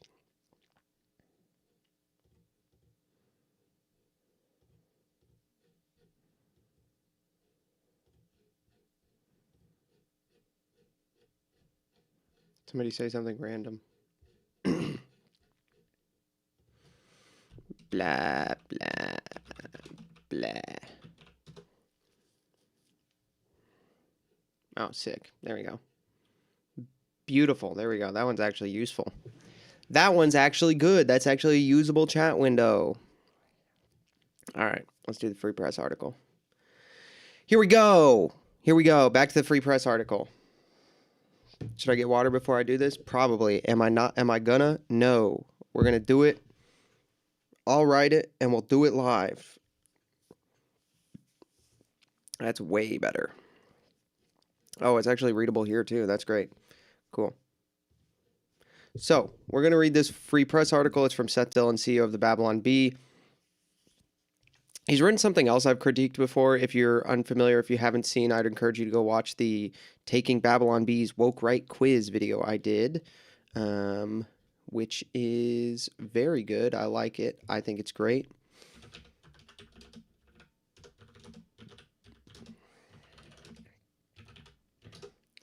It's one of my best videos. It's one of my most viewed videos too. But if you haven't seen this, I encourage you to go look at this video. Go watch this. It's a great critique of Seth Dillon's general principle of what makes somebody too far to the right, or what he considers outside the acceptable range of politics in America. So I'd really encourage you to watch this video. Not obviously if you're watching live, don't watch it. Don't do that. Don't leave. If you're watching this video and you get lost at some point, maybe this one will help you figure it out though. So if you're watching it in post. All right, here we go. The foolishness of no enemies to the right. As the CEO of the Babylon Bee, I'm in the business of mocking bad ideas. They're on the right as well as the left. Okay, that's fine. Bad ideas are like cancer. If you don't deal with them quickly and decisively, they spread. The only way to deal with bad ideas is to refute them. As C.S. Lewis said, good philosophy must exist if for no other reason, because bad philosophy needs to be answered. Okay, we're all good. I'm like this. Another is to satirize them. Ridiculing bad ideas stops them from being taken seriously. That's the mission of the Babylon Bee, the conservative fake news publication I've been gradually running into the ground since 2018. We mock anyone and anything that deserves it. Not just because it's funny, but because it's imperative. Bad ideas taken seriously have catastrophic consequences. Well, let's look at this, huh? Let's just take a look at this. Okay. Let's go.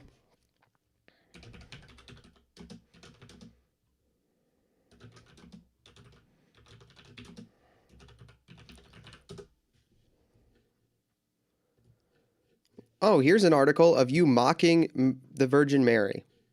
Oh, but we're going to have an ad over it. Here's an article where you mock the Virgin Mary and mock Joseph. Maybe I don't trust you on what bad ideas are. Why is it true that it has to be mocked? It is a bad idea. So this is, we must mock anything and anyone that deserves it. So it deserves to be mocked if you think Mary would have been, that Joseph would have protected the virginity of the mother of God. Interesting. Huh. I disagree. Maybe this guy isn't the end-all be-all of what a good idea is. I'm a conservative, and it's fair to say that a lot of the bad ideas we make fun of at the Babylon Bee are the progressive ones. Recently, however, I've come under fire from fellow conservatives for pointing out what should be obvious. There are bad ideas on the right, too. That is not why Seth Dillon is under fire. That is not why Seth Dillon is under fire, right? For example, Matt Walsh has never said Matt Walsh has taken the side of JD Vance on this issue that, look, I'm not going to focus on this group chat. I don't care. I'm not going to let it become the news. I'm going to ignore it because if I let the left put the focus on this and equivocate, then we pretend that there are equal problems with the far wings of our parties and our movements. There is a much greater problem with the far fringe wing of the left than there is with the right. And the proof of that is twofold. One, no one in this group chat said, let's go kill someone or I hope someone dies. They never said that. They never said that the Democrats they were strategizing against, children should be shot in their arms. But Democrats, not only do Democrats say that, but, and this is the second problem, the establishment candidates are saying it. This isn't some fringe part of the left. This is the mainstream left. And so to equivocate the right wing's fringe with the left wing's fringe, or to participate in a cancel mob on the young Republicans, is to equivocate and lend credence to the leftist narrative here. It's very clearly a bad strategy. And you can say all you want that, well, you know, we don't want to do whataboutism, which is fine. You can not do whataboutism, but you don't need to start making this as big of an issue.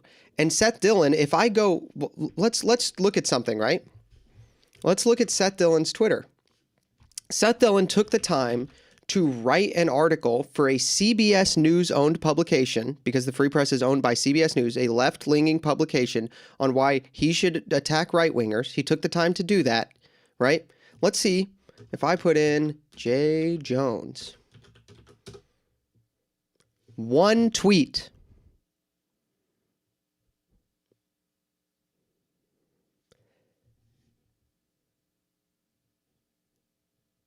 One tweet. And you know what it is? It's a reason why he should attack people on the right.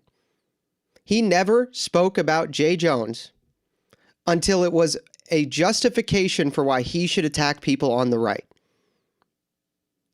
So it is disingenuous and dishonest to say that you've come under fire for pointing out that there are bad ideas on the right. You have come under fire for focusing more on some mean words than on the fact that Democrats want to kill you. That's what you're under fire for. This is an absolutely idiotic statement that only someone who has completely missed the point and not read the news for weeks could be excused for making. Seth Dillon, a CEO of a political company that makes political news and engages in politics and regularly is seen as a culture war beacon, a culture war pillar, cannot be excused for saying this. If he really thinks that's why he's under fire, it's proof he's too stupid to be in charge of a culture war pillar in the right.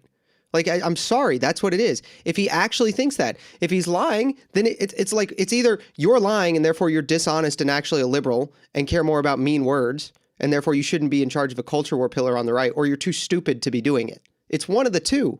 There is no third explanation. If somebody in the chat has a third explanation that doesn't involve him not being fit to do this, I would love to hear it.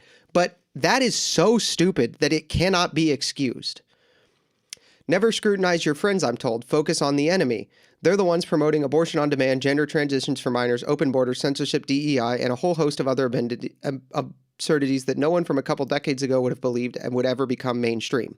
That is also not the argument. As much as that is true, you should focus, your primary focus, when one party wants to murder children in the womb, your primary focus should be the party that wants to murder children in the womb.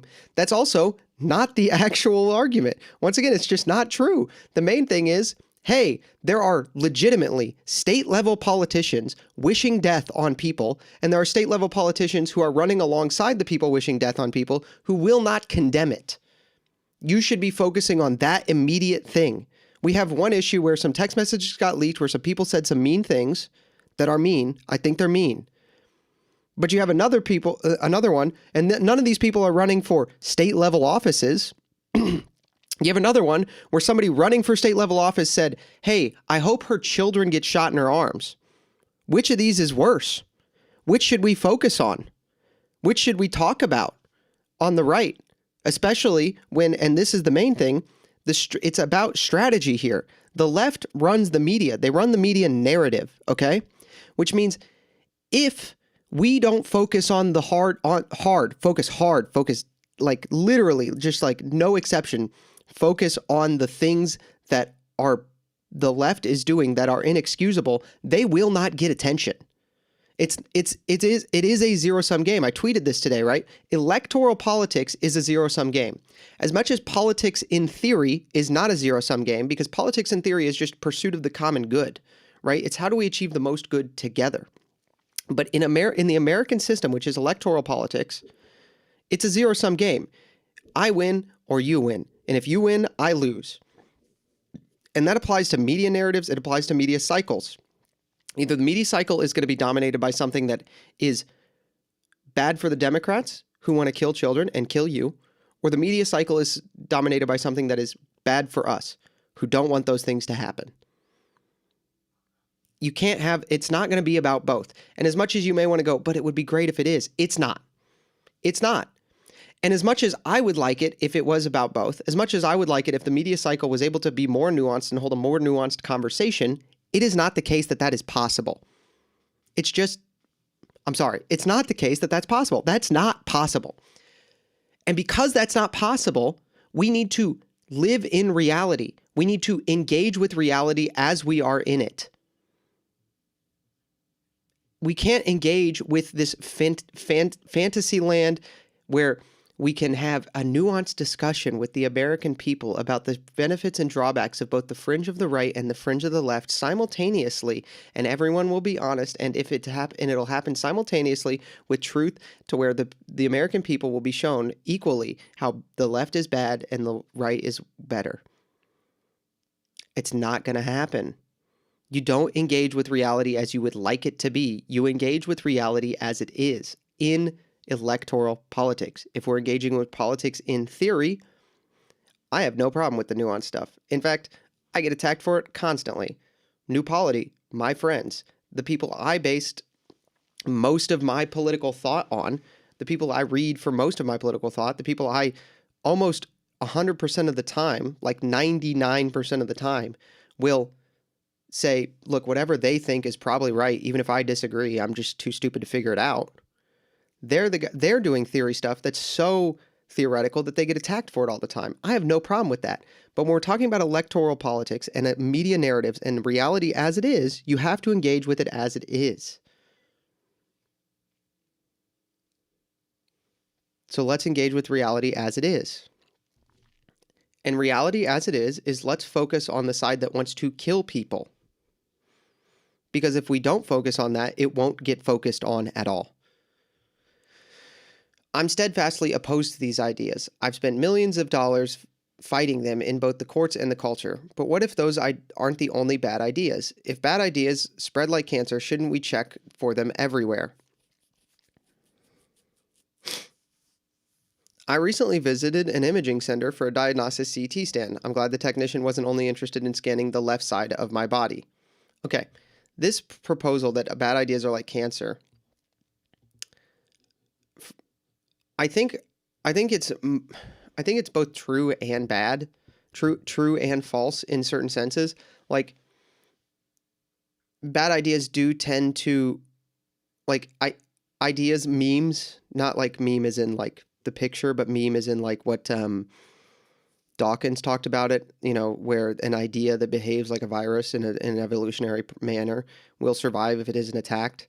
That might be true.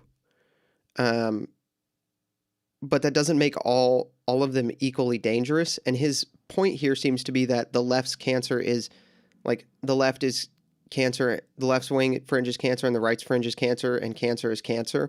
But that's just, once again, not the case. Like, they're not equally bad. So he's equivocating here by calling all bad ideas cancer. He's saying that they are all equally terminal. So do bad ideas spread like cancer? Yes. Are they equally cancerous? No. I hope that makes sense. By insisting on no enemies to the right is repeating the left's biggest mistake. The phrase comes from the French Revolution, when the warning was "pas d'ennemis à gauche," no enemies to the left. It was meant to establish strength through unity, but it quickly turned into an excuse to avoid self-scrutiny, a way out of confronting. I need to turn that off. Sorry. A way of confronting one. A way out of confronting one's own radicals by insisting the only real danger was on the other side. Okay. But when the left says that, they mean don't look at Robespierre cutting people's heads off. When the right says it, it means let's not focus right now on people saying mean words when there are Robespierre wanting to cut people's heads off. This is equivocation again. This equivocation is just wrong. It's not true. If Seth Dillon wants to make that case, he's gonna have to show me some text messages where people said things half as bad as what Jay Jones said. This is how the American left has operated in recent years. Looking at all the ground the left has lost lately, it's clear it was a huge mistake. Instead of taking their own radicals and self-correcting, the left ignored uncomfortable questions and let the most extreme factions set the agenda. The result was self-defeating overreach, with policies pushed into the mainstream that ordinary Americans couldn't summit. And so despite all the cultural power they acquired, the left is now managing a movement in decline. These assertions, this cultural diagnostic, and I've seen it a lot from a lot of people, that the left is in decline. I remain unconvinced. I remain hopeful but unconvinced.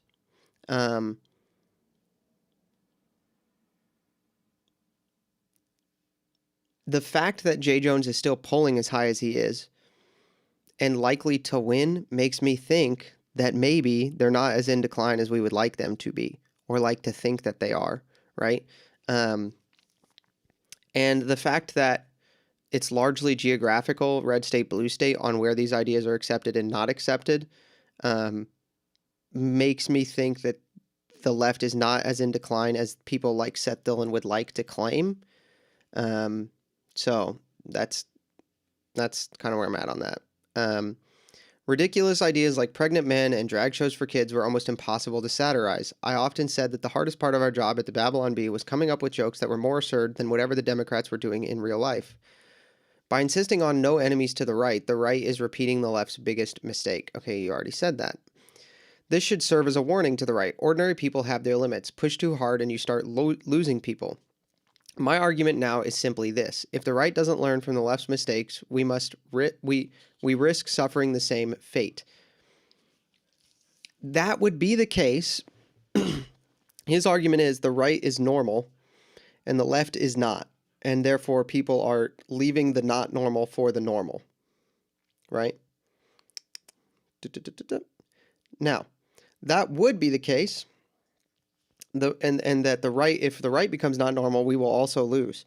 That would be the case, but the left is not normal. The interplay he's saying, he's comparing apples to oranges, and it's hard to see because he's doing it temporally and not physically. He's not comparing an apple to an orange on the same, like, right next to each other. He's doing it in time. The situation is that the left was really, really bad and really not normal, and so people left for the right.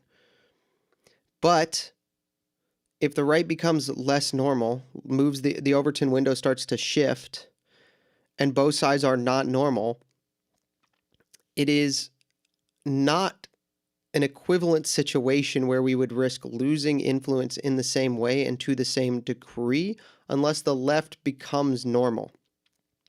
And they're not.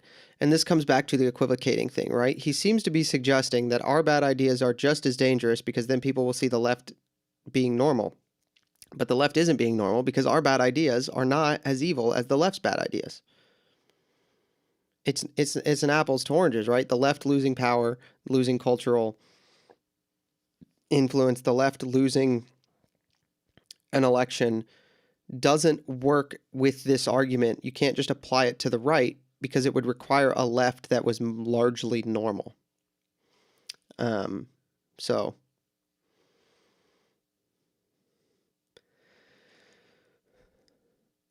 my argument now is simply this. If the right doesn't learn from the left's mistakes, we risk suffering the same fate. It may already be too late. Bad ideas and those pushing them seem to be multiplying by the day. Nick Fuentes, a man who glorifies Hitler, has grown his reach and influence dramatically in recent months, finding his way onto mainstream platforms. According to Alex Jones, Fuentes is set to appear on Tucker Carlson's podcast. Okay, I don't like Nick. This is a known thing. I'm really not a fan of the Groypers and Nick. However, Seth has to come up with an argument here, because I'm open. I would like to read. I'm going to finish this. But what he seems to be suggesting is that it seems to be that we used to say used to have the Dave Rubin and the classical liberal types like Seth Dillon, which is, I can show you where Seth Dillon says he's a liberal. These liberal types, little lowercase l liberal, like Lockean liberal types, used to say that sunlight is the best disinfectant, so we should bring bad ideas. That's why free speech is important, because you should bring them out and discuss them. But now we're saying that these bad ideas shouldn't be brought out. So I would need to see some way in which these two ideas work together, because my paradigm for this functions well with this, right? I think that there are certain ideas which are bad enough that they should not be allowed to be discussed in the public sphere.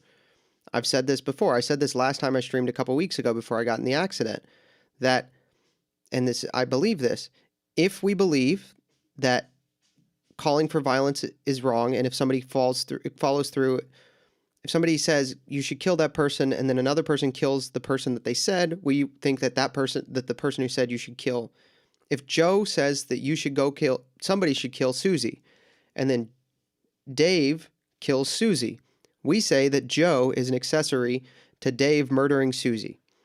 Okay? We say that's how the law works. Pretty much everybody agrees with that, right? Except for the left recently, because they seem to think that, anyway, it's how it used to work. It's how the right thinks. It's at least how Republicans think. It's how the right wing thinks, right? Democrats say you should kill babies in the womb, and then millions of women kill babies in the womb. The Democrat Party is an accessory to millions of murders. It should be illegal. The Democrat Party should be illegal. It should be illegal to do that. If Joe says somebody should cut off Susie's arm, and then John goes and cuts Susie's arm off, we say Joe is an accessory to John cutting Susie's arm off. The Democrat Party says kids should cut off their genitals, and then parents go and get their kids' genitals cut off. Well, the Democrats are accessory to that. They're accessories to millions of child mutilations. The Democrat Party should be illegal. My worldview, and if this is Seth's worldview now, then he's changed some things, right? He's not a free speech absolutist, right? My worldview is that there should be some things which shouldn't be spoken about, and we should make speaking about certain things in certain ways illegal.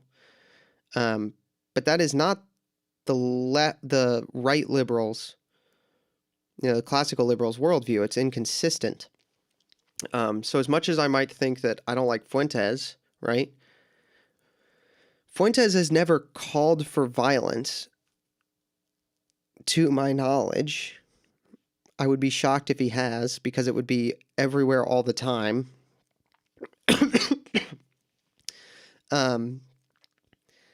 And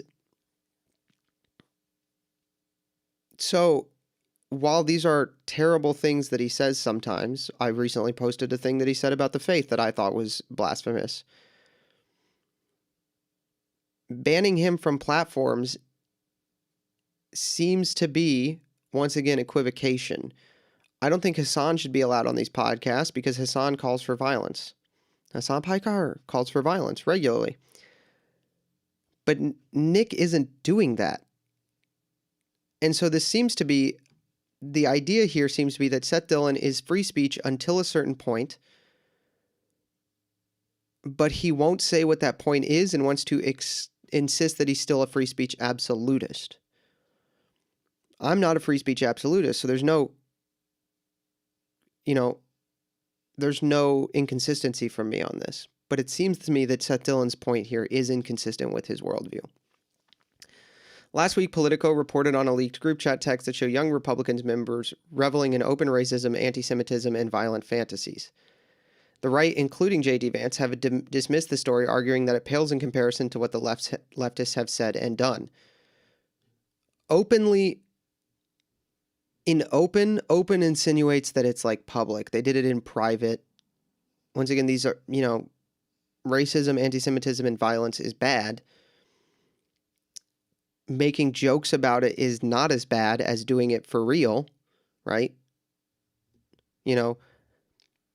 At my poker night, my Mexican friend makes white people jokes to me and I make Mexican jokes to him because we love each other and we tease each other. That's how guys in their 20s bond. If they're doing it at the expense of people who aren't there, who they don't love, that's different. That's bad. But to call it open, like this is a private chat, right? This is a private chat. That's not okay. To call, and to say it in public is a different thing than to say it in private. In other words, our friends get a pass. That's not, no. Once again, this is just what are we doing? Arguing that it pales in comparison to what the leftists have done. In other words, our friends get a pass. J.D. Vance has never said that they get a pass. He's saying that we shouldn't focus on it. The Daily Wire's Matt Walsh has repeatedly promised he will unite with anyone on the right. Presumably, this radically inclusive offer extends to even the openly racist and anti-Semitic gripers who call for death of his own boss, Ben Shapiro. No, he said that's not what he said. He said he would unite with anyone on the right who doesn't want him dead or his friends dead because the left wants him and his friends dead. That's what he said in the clip. I could go pull the clip up. We watched it on this stream. I could probably find the clip. Let me see if I can find the clip. Matt Walsh. Unite, right, Charlie Kirk show. It was on the Charlie Kirk show after Charlie was shot. Be personalities and can talk in front of the camera, although I think no one did it as well as Charlie.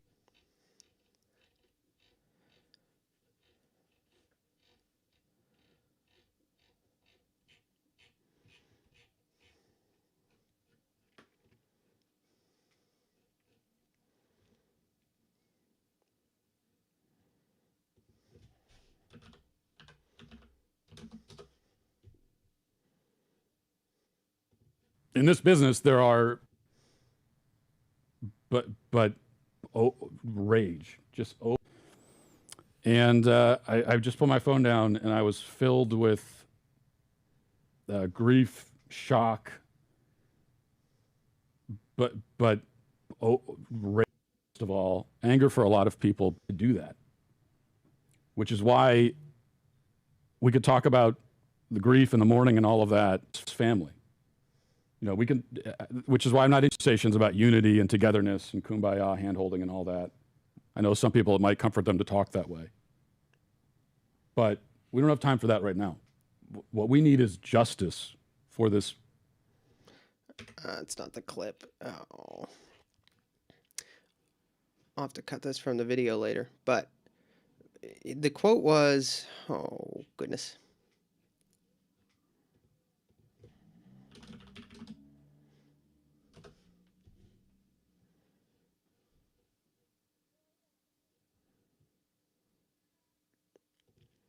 Here it is, right? And this is from right afterwards. This is the tweet. Okay, here's the tweet. It's not the clip, but it's the tweet. I cannot unite with the left because they want me dead. They will spit on my grave when I die and laugh in the faces of my wife and children.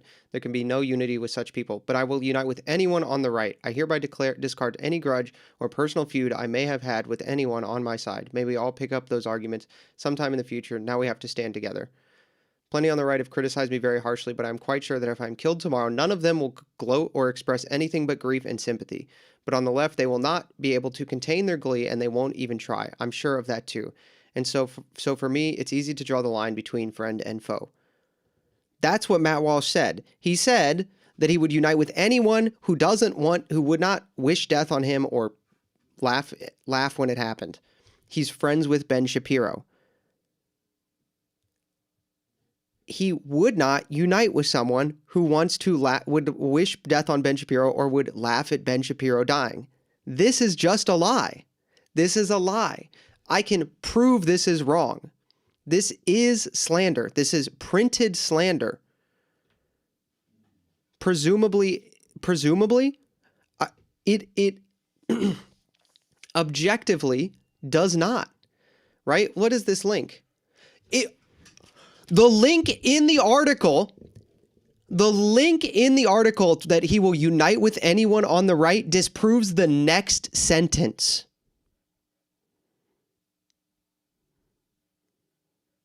This is a lie. They know this is false.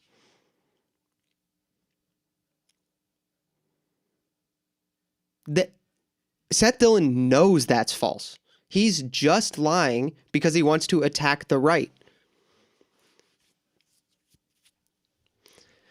Whenever I criticize the bad ideas on our side, anti-Semitism, historically illiterate revisionism, baseless conspiracy theories, authoritarian impulses, a mob forms to accuse me of treachery and betrayal. I'm attacked for punching right, dividing the movement, and hurting the cause. What the radical right is demanding of conservatives like myself is that we unite with our extremists to win. But in what sense are we winning if we are giving up our principles and tolerating evil in our own ranks? How does that advance our cause? How can it do anything but hurt our cause? Those are all fine points, but it's once again not about tolerating these things. It's about focusing on the more immediate threat to physical safety. If there are two people in your house and one of them, imagine America, the country, our civilization is a person, and there are two people in the house, and one of them's pointing a gun at America's head, and the other one is saying, America, you're so stupid. You're an idiot. They're cursing America out. Just terrible things to say. Okay? Which one is the more immediate threat and should you focus on? Do you even, I wouldn't even be thinking about the one that's saying mean things. If it was me, if somebody's in my house and say all of a sudden there's two people in my house, two people pop up on either side of me on stream, and one of them's got a gun to my head, and the other one's cursing me out and saying all types of terrible things. I wish that bike accident, that bike accident made you look stupid. Your nose is crooked. Like, you're such an idiot, right? And the other one's like, I wish that bike's accident would have killed you, and actually I'm going to finish the job right now. I'm probably not even thinking about this guy for a second until this guy until the guy who's got the gun to my head is no longer a threat. That's the thing that's being said, and Seth Dillon knows it. If unify means refusing to confront evil within our own ranks, then I don't want it. I won't lock arms with anyone who thinks bigotry, collectivism, or post-constitutional tyranny belongs under the banner of conservatism. Okay, so here's the thing. Collectivism being thrown in with bigotry and tyranny, right? That's interesting. Because Seth Dillon, as I pointed out in the Woke Right video, Seth Dillon has said,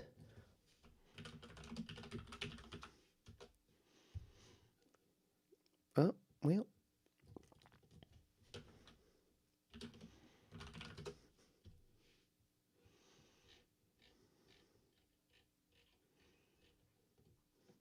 yeah, that was the wrong thing. Oh, come on. Really? Come on. Nope.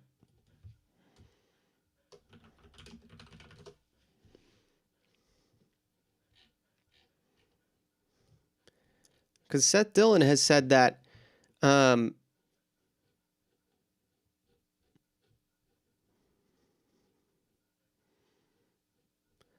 rejecting procedural liberalism, right? That's what he's calling collectivism, right? Here's the quote. They reject procedural liberalism, a trap that disarms their side, and embrace coercive state power or cultural force as necessary to remedy or restore moral order. Procedural liberalism is rejected by the Catholic Church. Liberalism, under the name, liberalism is rejected by the Catholic Church in name. This isn't like a thing where we're saying all the principles of liberalism are rejected, therefore we should reject liberalism. No, Quadragesimo Humano rejects liberalism in name. So Seth Dillon here is saying that Catholics cannot be conservative. He won't unite with us. He's lumping Catholics in with people who... So not only is he completely missing the point, but he's also lumping in Catholics who, if you believe what the church, what the Pope says, the popes in all the Catholic social teaching have perennially taught, and is therefore you're bound by under religious submission of will to believe that liberalism is a harm to society and should be rejected. He's lumping you in with somebody who thinks that black people don't possess the image of God. They're equally bad. He's not going to unite with you.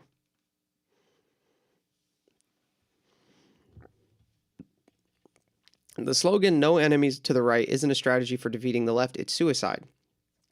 For a long time, the left has caricatured the right. They said Trump was Hitler and his supporters were Nazis. They hoped to defeat us by misrepresenting us, but it didn't work. Tens of millions of Americans ignored the smears and voted for their values.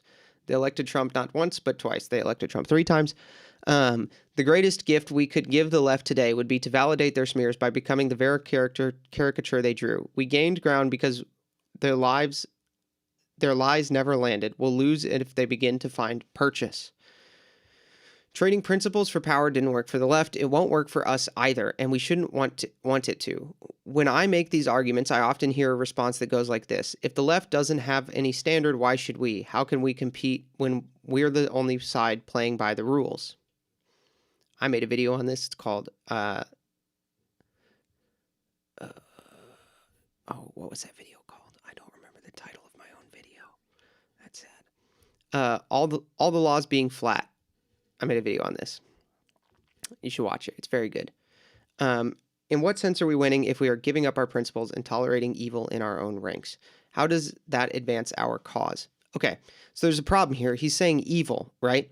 But he's lumping in actual evil, bigotry, with rejection of the norms of our system, which is not a moral law.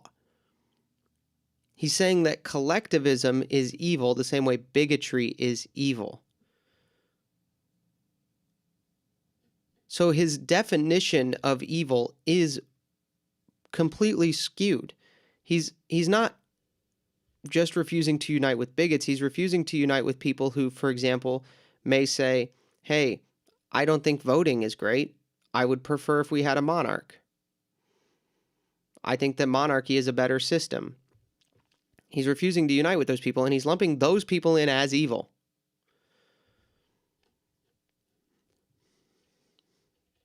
I generally find it hard to believe the question is being asked sincerely. No genuine conservative would think these things, much less say them out loud. The question is also detached from reality. It assumes we're losing. That may have been true a few years ago, but not anymore. The left is in retreat. We're winning right now, and we're winning because of our principles and not in spite of them. Are we winning? Because as much as I like Trump, deportations aren't happening nearly fast enough. Jimmy Kimmel didn't lose his show after he lied on air, right? There's a public school teacher that was just caught on video celebrating Charlie Kirk being killed, and the school is refusing to fire that teacher. Somebody who thinks that it's okay to murder people for their political views is being allowed to supervise children, half of whose parents presumably believe the political views that teacher thinks it's okay to murder you for. Just because we won an election doesn't mean we're winning the culture back. Conservatives have made monumental gains in the courts, in the legislature, and in the culture by standing firm and fighting back, not by compromising. We didn't need to tear up the Constitution to beat back the left. We leveraged it. That's not true. It's true that's just... If Trump were to do the things that the Constitution allowed him to do, right? Because the Constitution says that the executive is the chief executive and has complete power over the executive branch. Trump could do whatever he wants in executing the law, and it's constitutional. And we're winning because Trump is taking advantage of parts of the law which are not constitutional, right? Or we're winning right now in the courts because the Constitution is being interpreted in a way that we agree with. But the Constitution itself is not a document that we can leverage independent. It's not a crowbar. It's not a lever. It's not a firm thing. As much as we might like it to be, as much as we might think that it is, in practice, it's not. We defended free speech and won.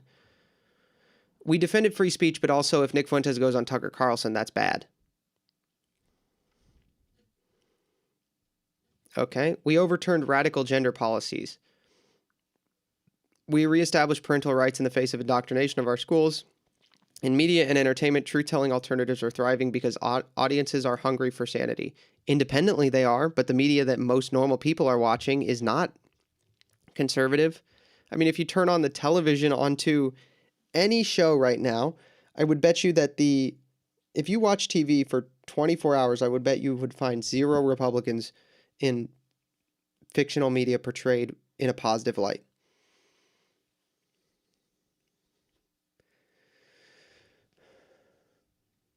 Every victory we've earned came through courage and conviction, not cruelty or coercion. What happened to U.S. aid? We just got rid of it. We coerced them into not existing. Trump just said, "You're gone." How is that not coercion? It's not cruel, but once again, we've got this equivocation that cruelty and coercion, to use power is to be cruel. He's equivocating them. We're winning because we're right and because our constitutional republic makes it possible to course correct when free people stand up and speak out. Conservatism has never been about power or tribal victory. It's about conserving what's good and true regardless of what's trending or how much it might cost us. What if it costs us winning? What if it costs us conserving it? What if the methodology of conservatism costs us the values of conservatism?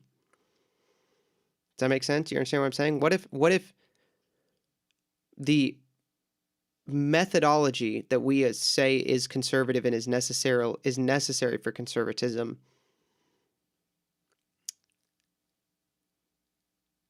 costs us winning conservative victories? The principles that make conservatism worth defending, individual liberty, constitutional governance, objective truth, aren't impediments to victory. They're its only foundation. Its only foundation. Individual liberty is the individual liberty. Once again, and he thinks of individual liberty as individualism, liberalism, Lockean liberalism, something rejected by the church. Abandoning our principles in pursuit of power is not a winning strategy. It's a confession that we never really believed in them at all.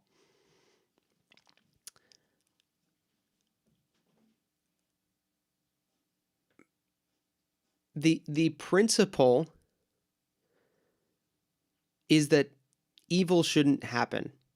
The principle is not we should stop evil from happening in certain ways. The norms of our society, the norms of our electoral system are not moral laws. And if they stand in the way of stopping evil from happening, then they should be ignored. Not that they can be, they should be. They should be ignored. If the methodology of Reaganite neoconservatism stands in the way of stopping evil from happening, then the methodology has to be changed.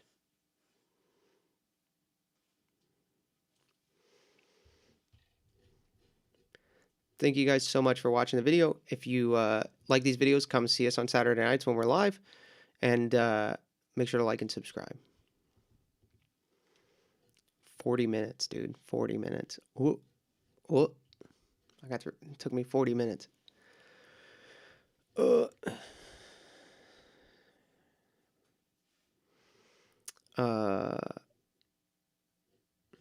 They lost momentum. They haven't declined that much. That's true. Yep. More people need to make some noise from the right via social media. Call them out. Explain the consequences and the downside. Yeah, I think that's true. but I think that's happening, right? Like you've got the guys who are doing it, like JD Vance is the one doing it, and they're still ignoring it. I don't know that public outcry is going to do it if they're ignoring the vice president and the heir apparent to the movement. The middle ground, free speech, but slander and violence are off limits. Yeah, yeah. The culture war will take years. Fully agree. Probably generations. The opposite will challenge in courts every step of the way. Yeah, the courts also are currently standing in the way of Trump doing things he needs to do and doing the right thing. They're standing in the way of the common good. There is cost in politics, sadly. Sometimes you need to make arrangements to get something down upside something down upside and downside. Yeah, I fully agree. That's completely correct. Alrighty. Well, I'm sleepy. It's only 9 o'clock. I'm gonna get some water. I'm gonna take the dog out, and I will be back. We'll do let's see. We'll do gerrymandering, and then we'll figure out something else.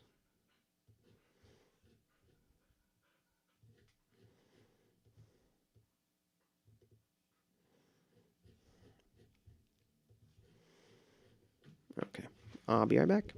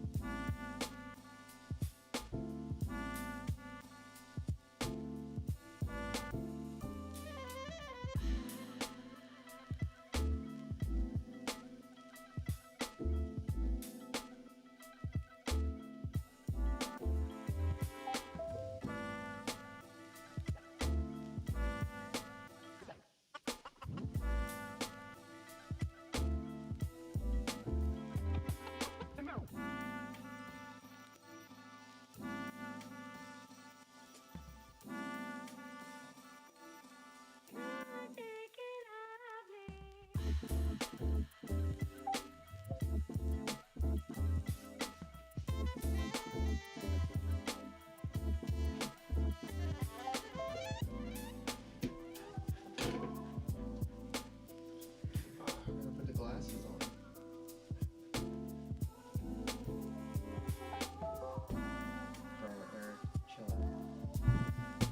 This is what I expected, an empty chair. So true. Oh. Oh.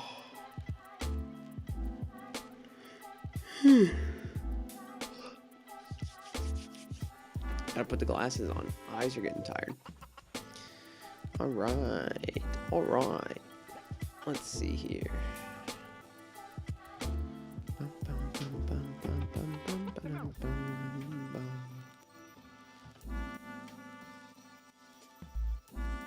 Huh? That's not what I thought I would.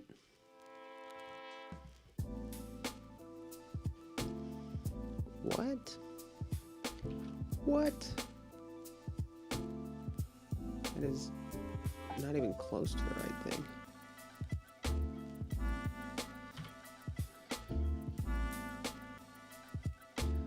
Getting these links ready, boys. Here we go.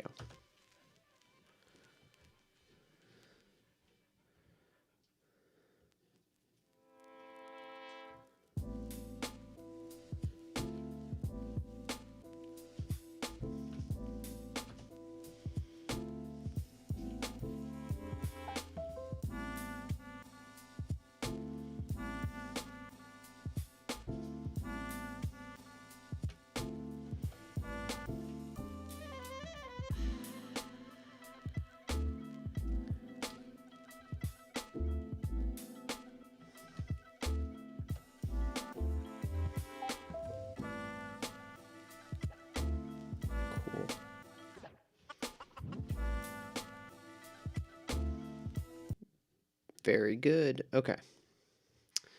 Here we go.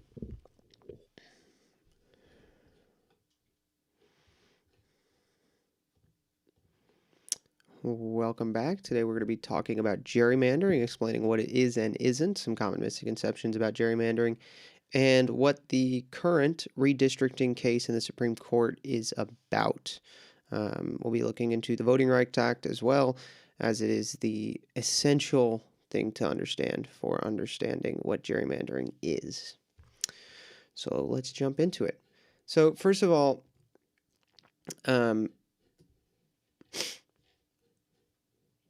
let's talk about.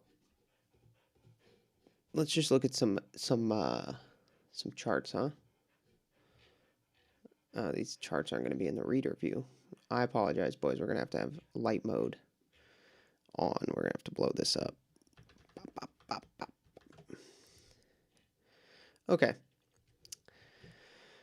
So, what is racial gerrymandering? To understand how to do a racial gerrymander consists of a hypothetical state with 36 people, which we will call Jerryland, 16 Jerrylanders of a racial minority, represented by tan-colored circles, and 20 are represented by the racial majority. There are 4 districts to be drawn. Racially polarized voting is when all the minorities always vote for their preferred candidate and all the majorities always vote for their preferred candidate. If racially polarized voting exists, it is possible to gerrymander with brutal efficiency to ensure minorities have little or no representation in a 4-seat legislature. There are 2 gerrymandering strategies known as cracking and packing. The same strategies apply to both racial and partisan gerrymandering. Cracking is when the minority of a community is fractured into several districts, none of which have a majority of minorities. When there is racially polarized voting, minorities will be unable to elect a candidate of their choice to the legislature. The cracking strategy in Jerryland might look something like this. So you can see four districts drawn so that they don't have majority in any district. Stacking is when the minority in a minority community is concentrated in a small number of districts so that their votes are wasted in a district that their preferred candidate will win by an overwhelming margin. The packing strategy in Jerryland might look something like this, where the minority community is concentrated into one district. Okay. In practice, things are more complicated than in the simple Jerryland example. Communities do not fit into nice squares, so the federal courts are fairly lenient on what minority districts may look like. Some of the ugliest looking district ducklings are beautiful swans in the eyes of the courts. For example, Illinois' 4th Congressional District, drawn in the 2000s decade, is often called the earmuff district for obvious reasons. This is Illinois 4. The western portion of this district actually travels along the southbound lanes of I-294, but this district has a very important purpose. The district was initially created in the 90s to elect the first Latino representative to Congress. This is an interesting, to elect the first Latino representative to Congress. So it's talking about gerrymandering, right? And saying that if you pack all of them into one so that they are guaranteed a representative, right? All their votes are wasted. That's called packing. And then here they're talking about it positively. So that's it's a little trick they're doing. Illinois 4 has its funny shape because there's an African American community sandwiched in between 2 Latino communities. The African American community is represented by the 7th Congressional District, so that's Illinois 7 is right here, which is designated to elect an African American candidate of choice. The 4th District is wrapped around the 7th District, so both African American and Latino communities could have congressional representation. So the Voting Rights Act requires this. Let's take a break here. So the Voting Rights Act requires this, actually. It is required by the Voting Rights Act. And this is Section 2, and it has been interpreted by the court. Section 2 here has been interpreted by the court to mean that there must be majority-minority districts drawn. No voting qualification or prerequisite to voting or standard practice or procedure shall be imposed or applied by any state or political subdivision to deny or abridge the right of any citizen of the United States to vote on account of race or color.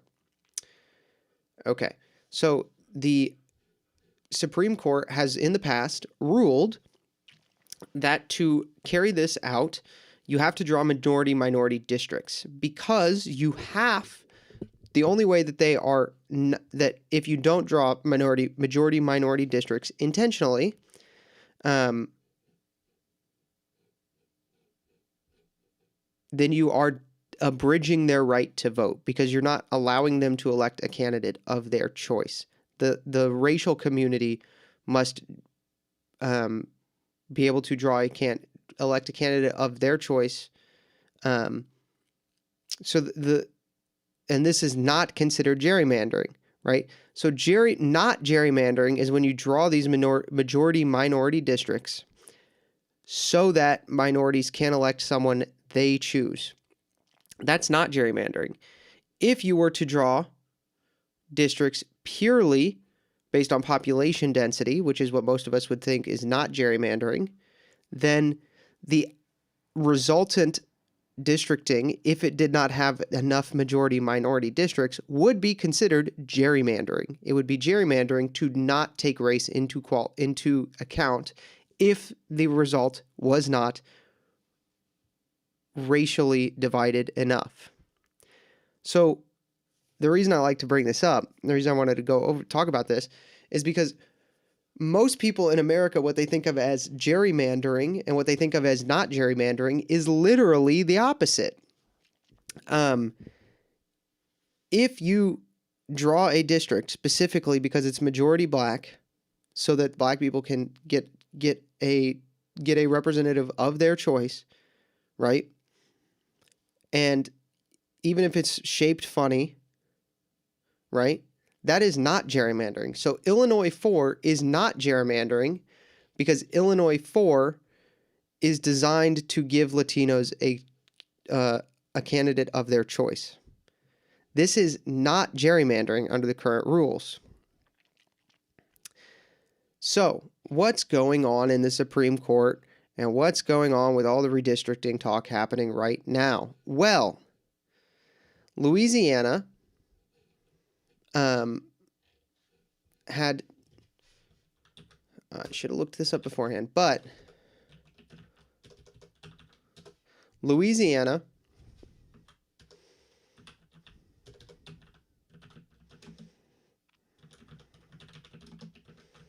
drew two maps recently. In 2022, they drew an initial map, and in 2024, they redrew it.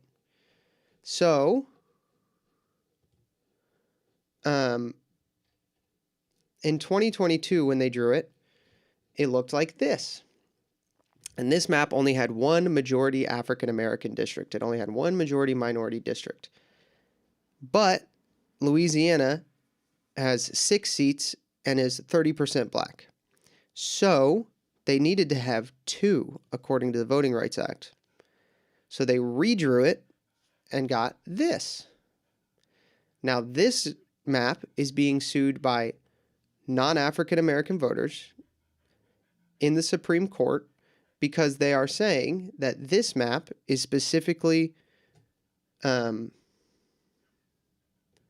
the new map, the one drawn in 2024, is designed specifically to disenfranchise them.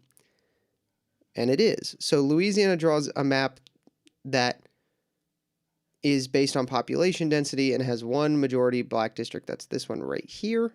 But because that wasn't enough majority black districts, they had to redraw it like this. They were required by law to racially gerrymander it. Now, we can talk all we want about post-racialism and free will and individualism, but the reality is that African Americans vote 90+% for Democrats. So this law requires that even in red states, you are required not only to draw districts that will be, not to just draw them by population, right? So if you had, for example, let's say this district here was a blue district and all the rest were red, but this blue district was majority white. Well, you still would be required to draw 2 black districts. So you aren't only required to draw them not partisanly gerrymandered, you're required to not partisan gerrymander, but you are required to racially gerrymander, which results in more Democrat House seats than you would get if you fairly drew electoral maps. I hope that makes sense. So if you now this is what's being challenged in Supreme Court currently.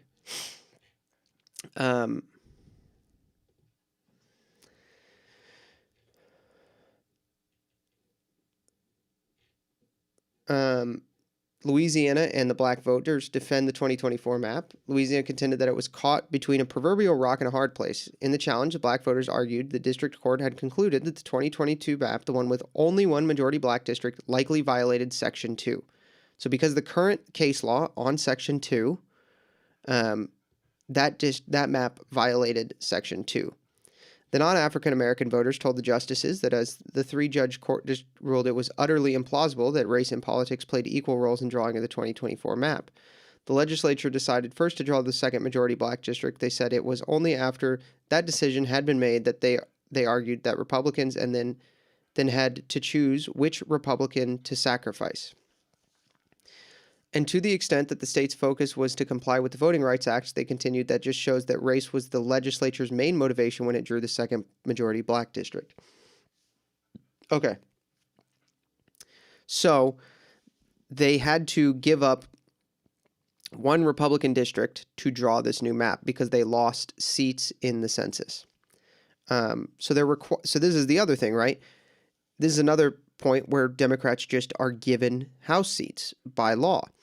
Because if you just lose votes overall, right? If you just lose House seats overall in a census, but you lose a total, like you go from 7 to 6 seats. I don't remember exactly what Louisiana's was, but if you were to go from 7 to 6 seats, and you had to draw 2 before, you have to draw 2 after. So you're actually not allowed to draw that second district. That you're not allowed to draw your 6 districts based on just population density and result in a fair map. You're required by law currently for one of those districts you get rid of in a red state to be a Republican. Because it's not about population total, it's about population proportions.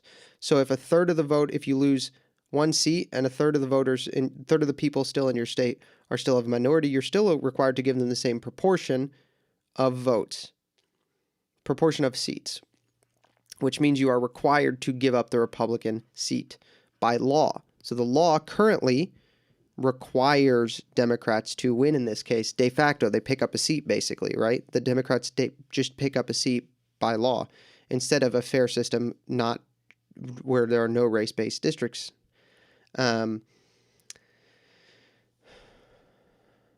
So the Supreme Court on Wednesday, so this is from 10 days ago. Supreme Court on Wednesday appeared ready to strike down a 2024 congressional map that a group of voters has challenged as the product of an unconstitutional racially gerrymandering. That is, according to them, so it sorts voters based on race in violation of the 14th Amendment, its equal protections clause. So this is the challenge, right? They're saying that the current case law on Section 2 is a violation of the equal protections clause. Now, it's in this one. I did read these ahead of time, so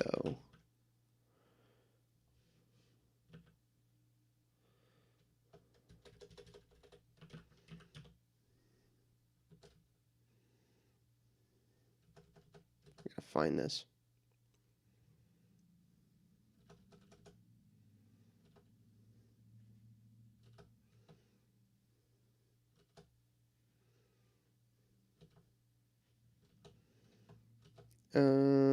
I guess it was in this one.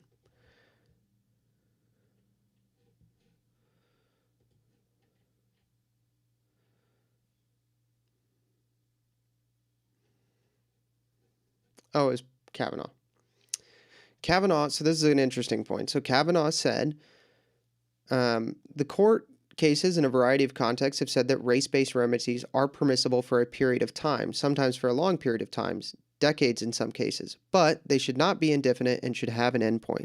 So the court, what this is saying is that this law was required to do that for the purpose of undoing Jim Crow. And Kavanaugh's saying the court has said that this is permissible for a period of time, but it has said that it should not be indefinite. Now, So Kavanaugh is saying that we should end this now. We're at a point where this should be ended. That's his contention. Nelson, who I believe is the lawyer for the defense, or Louisiana and the black voters, any contention that Section 2 race-based redistricting have a similar endpoint. She noted, among other things, that Congress decidedly did not include a time limit to Section 2, even though it had done elsewhere in the VRA.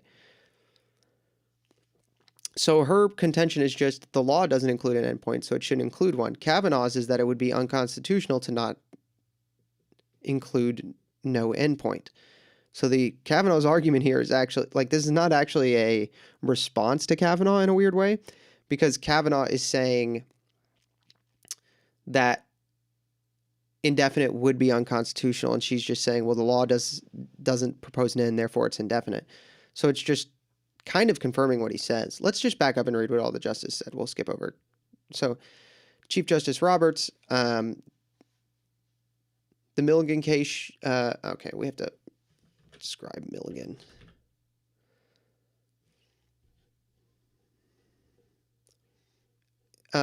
2 years ago in Allen versus Milliken, a case nearly identical, the Supreme Court noted that under certain circumstances authorized race-based redistricting to remedy a state's redistricting maps that violate Section 2.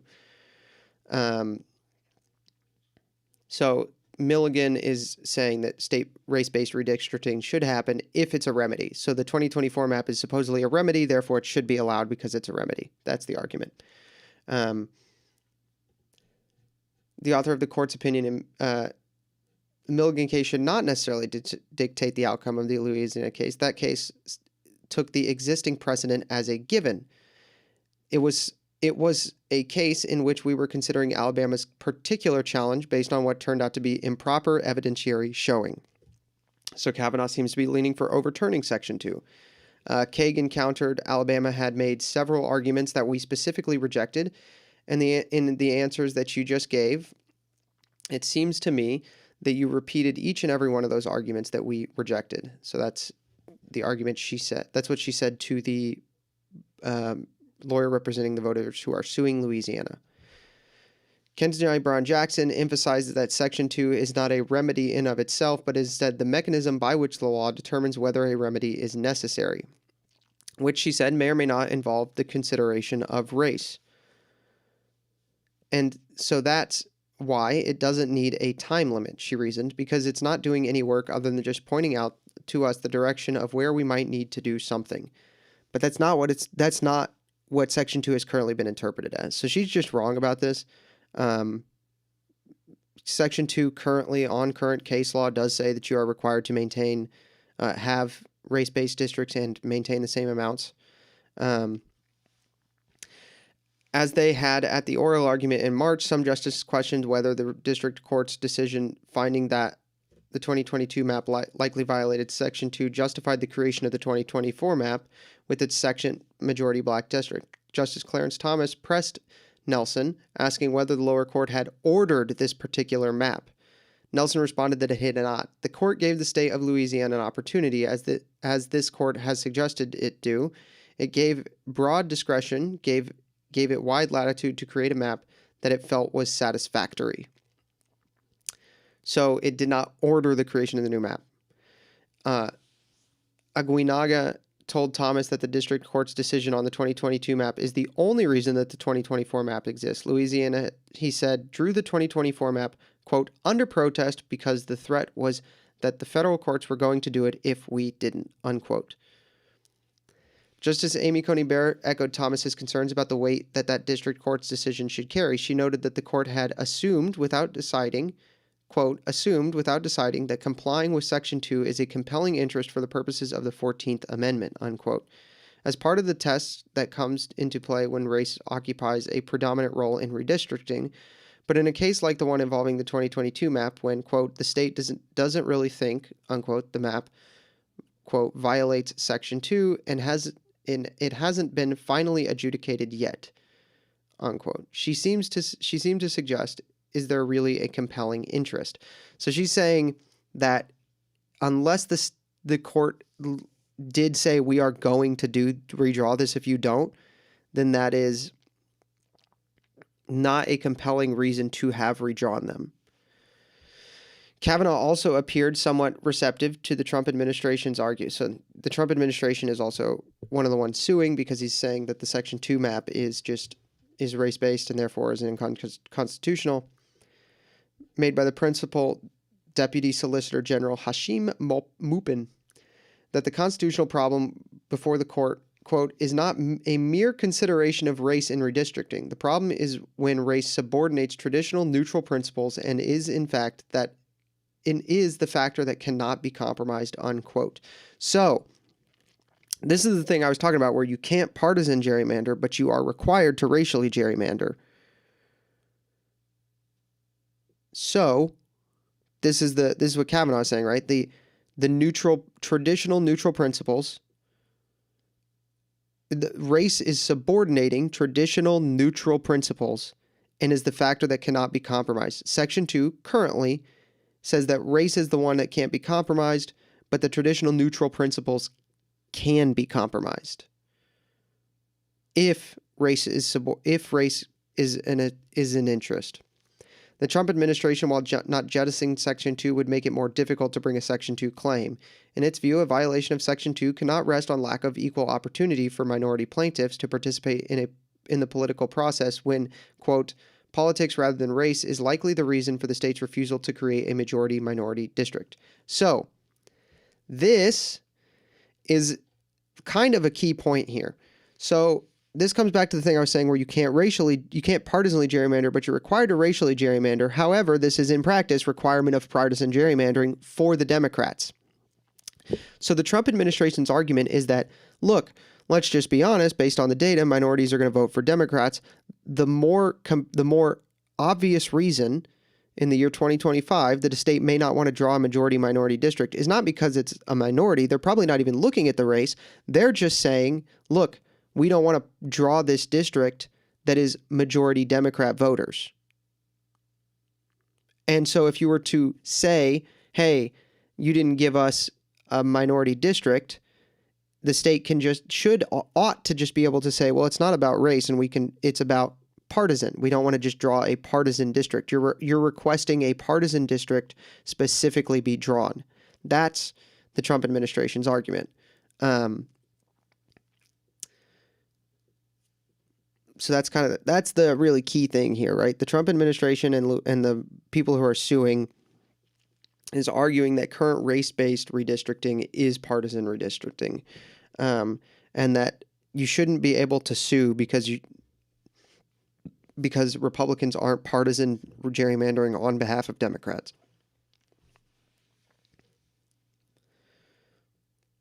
Nelson pushed back when Kavanaugh broached the Trump administration's argument, telling Kavanaugh that, quote,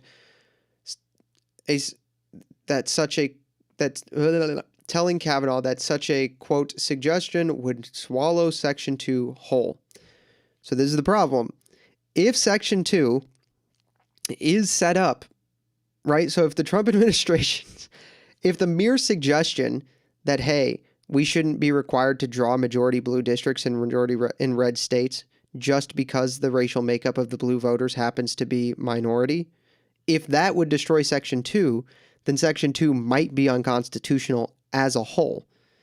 That's why everybody's freaking out about this, because it seems like the conservative justices on the court are looking at this and going, I don't think Section 2 of this law is at all valid. I think it's unconstitutional as it stands, right?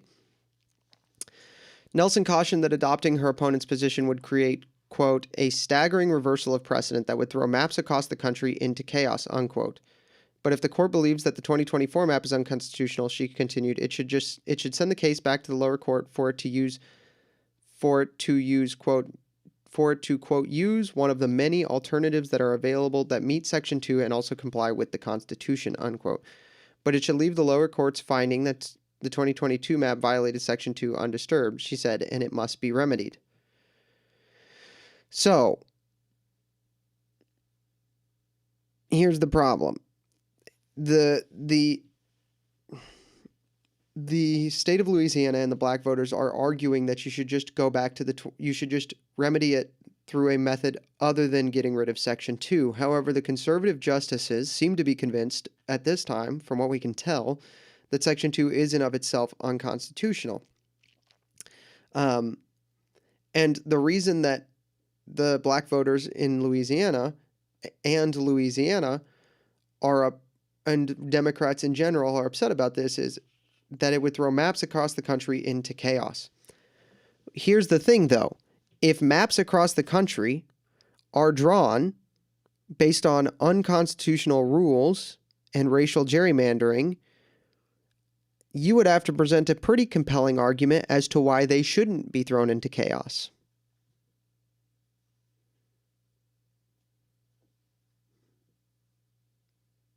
Like, if the map is if the rules by which every map in the country has been drawn is unconstitutional, then you would have to present a pretty compelling reason why they shouldn't be thrown into chaos and redrawn. It's not really an argument aside from we would lose. It seems to me that the leftist side of this debate is we would lose, therefore you shouldn't do this. Which isn't incredibly compelling. I mean, it might be compelling if you're leftist, but if you're a judge on the court, right, who's just interested in the law, that's not a great legal argument. Now, I'm not a lawyer. I could be wrong. But if I had to guess, I would say we would lose if we had to play by the same rules. I would guess that that's not great.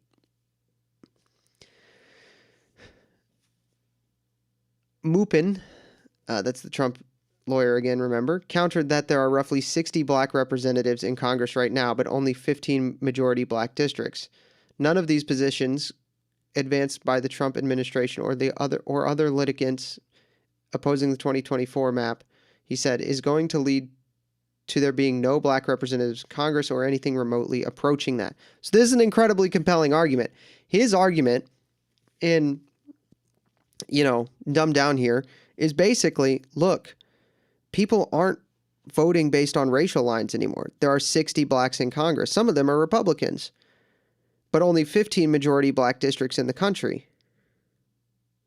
So, getting rid of the requirement to draw majority black districts, it doesn't seem like that would get rid of blacks in Congress. It would get rid of black people having representation in Congress. It seems like what you're concerned with is that would be 15 seats you would lose, that would be 15 Democrat seats you would lose instantly. Which goes back to the thing Kavanaugh was saying, that it can't be a permanent remedy, especially if the remedy is no longer necessary. That's a pretty good argument. So that's what's going on with redistricting and the Supreme Court. Basically, a lot of districts are drawn based on really bad rules, and Democrats are allowed to draw more favorable districts than Republicans, to the point that oftentimes Republicans are required to draw districts for Democrats because of race. And so that's being challenged in the Supreme Court. If you enjoyed this video, make sure to like and subscribe. And if you want to see these live, come hang out with us on Saturday nights. Awesome.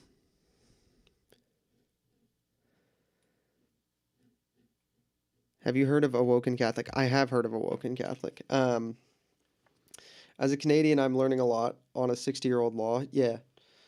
Look, I've not looked into Canadian law. I know Canadian law is way worse off than American law, but all voting districts should be equal. Some should be more equal than others. That seems to be the Democrats' actual position. That seems to be their actual position. I have seen Awoken Catholic. I haven't looked at him in a while. Has he done anything funny recently? Should we do a reaction? What's he going to do? Copyright me? He's just stealing anyway.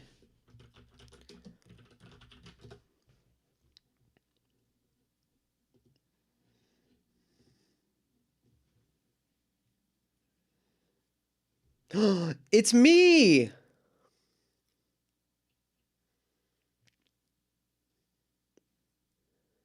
Yo, we have to react to this. Hold on, I gotta do an intro.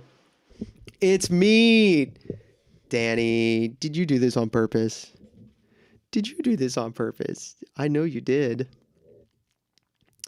Hello, everyone. Welcome back. Today we're going to be reacting to a edit of me made by the YouTube channel Awoken Catholic, which is a liberal Catholic channel that made a video about me, made an edit of me supposedly saying some mean things. So let's look at it. This is so fun.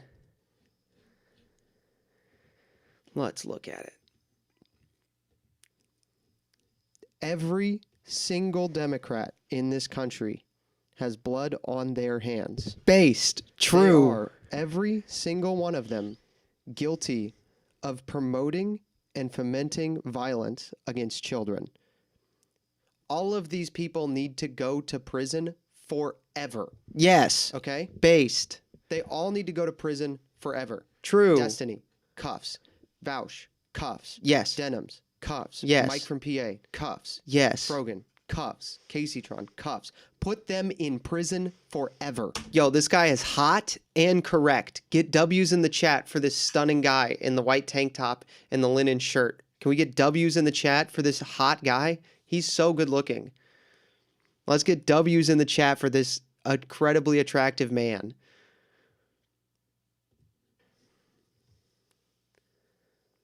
Put him in prison. Put them all in prison forever. Put them in prison forever. Yes.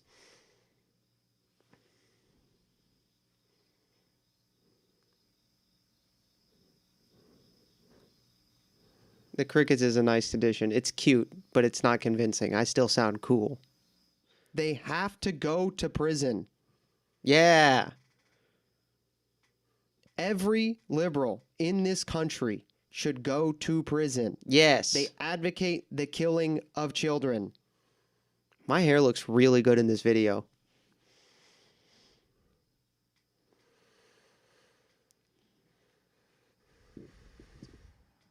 You know, like I think the quintessential example of this that Catholics might be really uncomfortable with, but is a conversation we need to start having, is the way we do the pro-life movement is based around the civil rights movement. And the civil rights movement is a leftist liberal playbook. It's based on Marxism. You know, you can go read the unsealed FBI documents on Martin Luther King, and he was a trained Marxist. True. Based.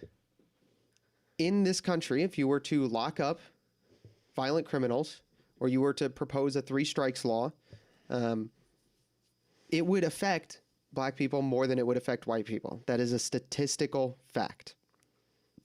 True. Different people groups need to be governed in different ways because they behave differently in large groups. When in a collective, they behave differently. Just because every person is made in the image of God, it does not mean automatically that every person is the same blank slate human.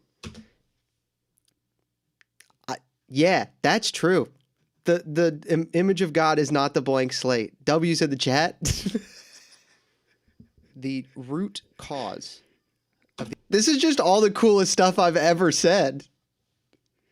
The anti-white sentiment is because Europe is the cradle of Christianity, which is also, once again, simply a historical fact. Yo, thank you for the highlight reel. This is so cool.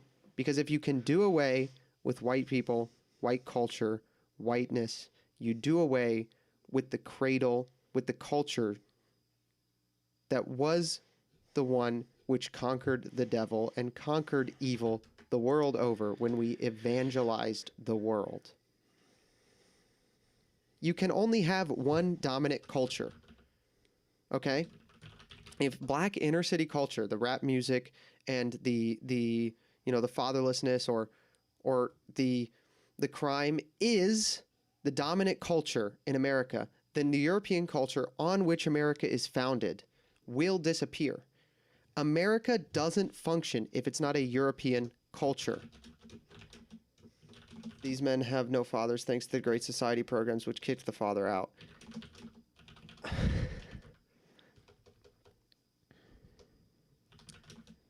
Yes, that's true.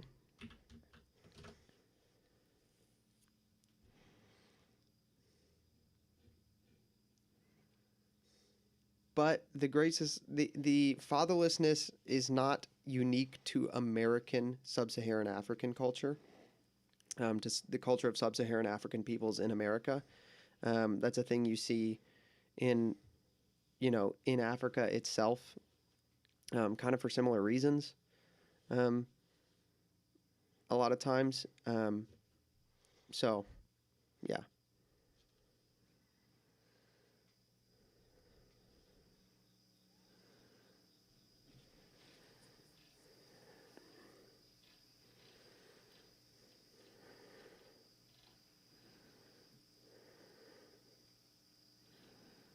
Did he turn this up, or is my breathing always this loud? That's hilarious. That's awesome. What else, guys? What else happened? Did anything else happen this week?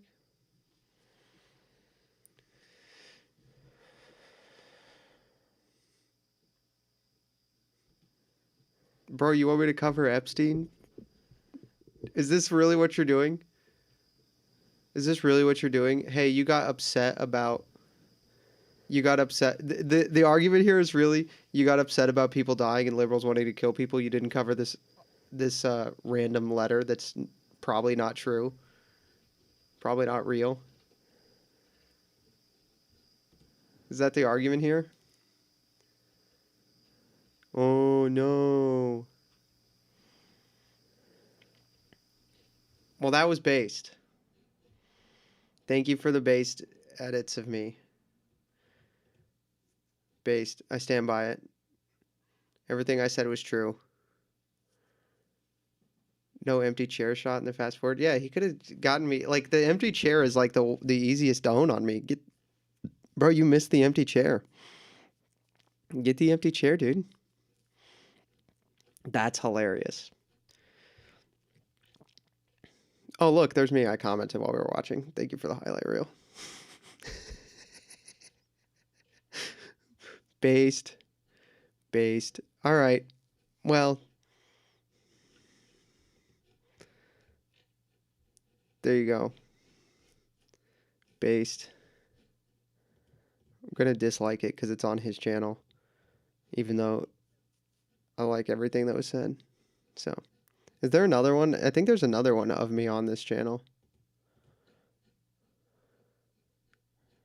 Oh, whoops.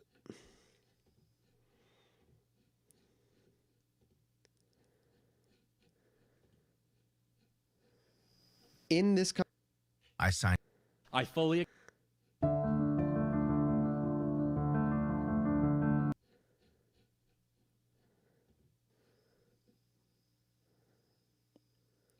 Oh, there is another. Every single Democrat in this country has blood on their hands. They are, every single one of them, guilty of promoting and fomenting violence against children. All of these people need to go to prison forever. Okay? They all need to go to prison forever. Destiny, cuffs. Vouch, cuffs. Denims, cuffs. Mike from PA, cuffs.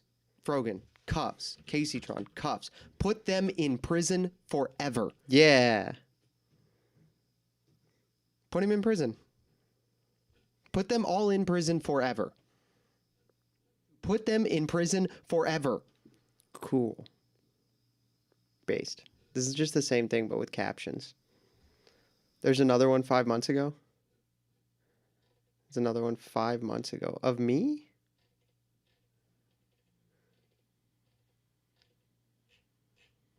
Is it a video or a short?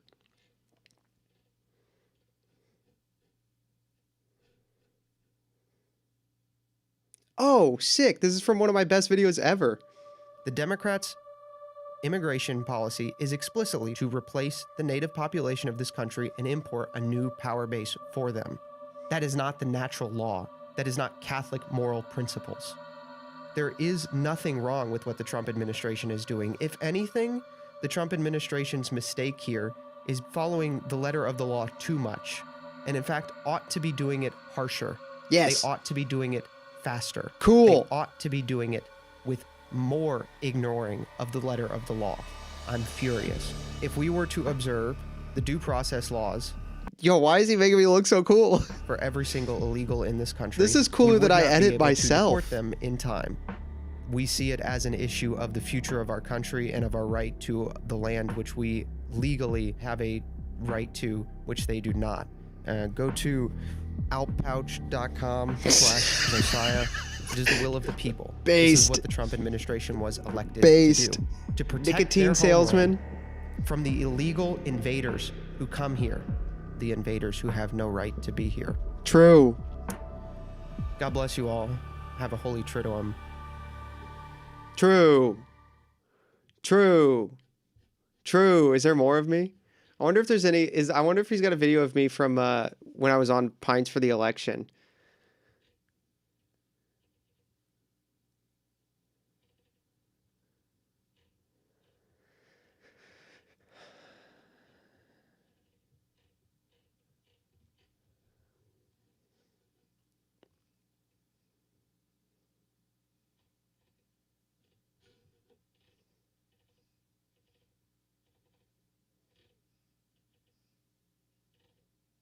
I made this video. All these videos, I mean, the pint stuff, I feel like I get a little, the pint stuff from when I worked there, I feel like I get a little credit for that. Maybe just a little. You know what I mean?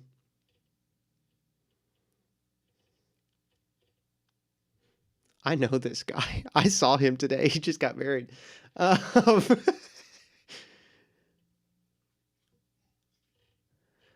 my gosh. He's got the Mother Angelica. Is this a Mother Angelica? If he's hating on her, I don't want to watch it. I don't want to watch it. I'm too scared.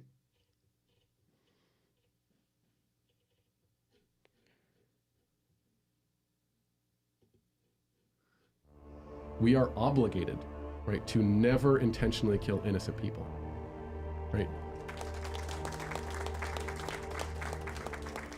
So let's take a clear case, like murder, right? You can kill in self-defense when it's not intentional, when you're pursuing stopping the intruder or whatever. So you're not guilty of murder immediately, right?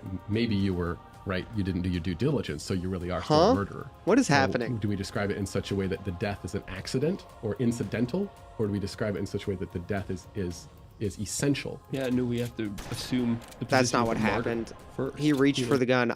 This is years ago. I remember this. There was stippling, not on part of his hand, but on part of his hand, which means his hand was over the barrel of the gun, like this, right? Like it was part of his hand was past the barrel of the gun, which means he was reaching for it.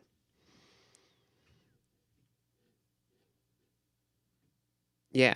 Okay. Bro, what? Yo, you're so lame. That's lame. Okay. Well, shout out to Awoken Catholic for trying to own me, but just making an edit of me looking cool. So have a good day. Bro, what was the goal here?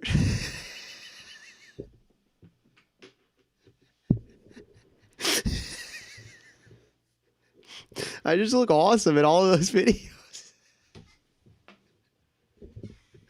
What are you gonna do about it, dude? Oh, it's so funny.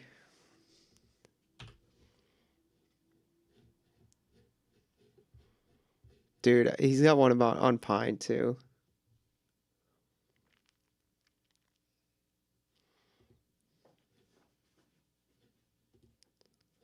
Like we've said, there are certain activities which are intrinsically evil, and we find in this conversation that those are the types of activities which God is ruling out from the beginning. And we're saying this is the type of moral activity brought to bear on these moral matters which can never be done well. It can never be done uprightly. But then there are other activities in which, grave injustices can and do crop up, but which aren't necessarily intrinsically evil. So like killing, for instance. Killing, which is not intrinsically evil, because killing can be used to good ends. So we still have a principled right to Yes, killing, and? but there might be serious reasons for which we never exercise that. I think a lot of people who watch this video will think slavery is worse than polytheism or homosexuality. So what we're saying is just this is the type of thing which will always and everywhere be morally incoherent. What we're saying is that polytheism and homosexuality are intrinsically evil in that sense. And we're saying slavery is not intrinsically evil in that sense. Now, True. Should we own slaves? No. Potentially reducing people to mere property, or exercise custody or stewardship in a way that tends to a kind of crass ownership. This is what we want to rule out. But God takes time ruling it out. In the Old Testament, you have this indentured servitude, or you have this penal servitude, which have their social uses, but God permits them on account of the fact that they can provide a kind of good within the setting. This might seem unsatisfactory. Should we own slaves? No, but there are still contexts in which there is a kind of ownership that we see. Like, Yeah, this is like he's not promoting chattel slavery where you treat humans as property. He's talking about slavery like in principle in like the Old Testament when it's allowed. Like God clearly wouldn't allow it if it was intrinsically evil. For instance, parents kind of own their children. You do a bad thing, you drive 102 miles per hour in a 45 mile per hour speed limit zone, and you can get community service. Somebody else can tell you that you have to do these types of activities as a way by which to absolve your debt to society. What is it? Yeah, he's just right about that. What? Okay. Dude, he's just right about that.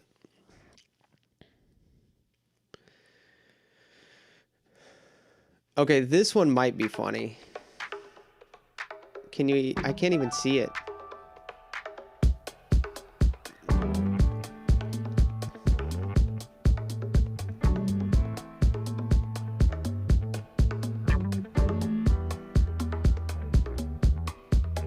Oh, wow, it just loaded. Hold on. Is it going to load back here? No, it loads really late in the video. L.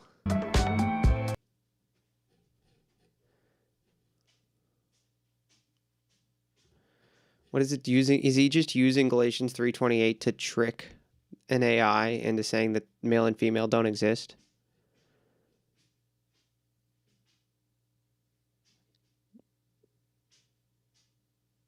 Bruh. Okay. I mean, okay. Like, obviously they do, right? Genesis says that man and woman, male and female, God created them. So obviously male and female exist as categories. And as biological realities and spiritual realities. The better question is, like, what does he mean by there is no longer slave or free, Greek or Jew? He's just meaning that everyone is equal before Christ Jesus. So, I mean, am I correct to assume he's no longer in good standing with the church? You can't say that because... like, it would require, like, an actual... I would think he's probably in formal heresy, formally not in communion, but he's not materially, like, been excommunicated. I would be shocked if he's been materially excommunicated. He may have incurred, at some point, some type of de facto excommunication. Ooh, hello. After quite a lot of thought. Ineptly, that's mean. I have come to the conclusion that the use of chatbots is bad, but it's also very stupid. And the reason I think that's totally stupid and wrong is because what's wrong is the deliberate frustration of the act from attaining. Dude, I could make this, and I love Mark. Mark would think this is hilarious. This could just be a fan edit. Its natural It's end. so bad that it could it's like could just be a fan frustrate edit. An act from reaching its natural end. Right? In the act, in the marital act, in sex, you would rightly punch me in the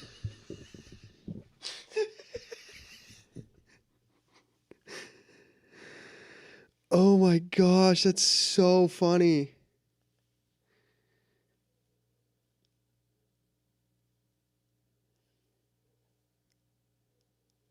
In sex, you would rightly punch me in the face. Dude, I have to send this to Mark. He would think it's so funny. Mark would love this. This is like totally face. pointless. And just to add to that, the companies. No. This is All right. so funny. All right, and we'll see you next time. Bye bye. Is this supposed to be a burn? It's so funny. This guy's not good at burning anyone. He's just being funny.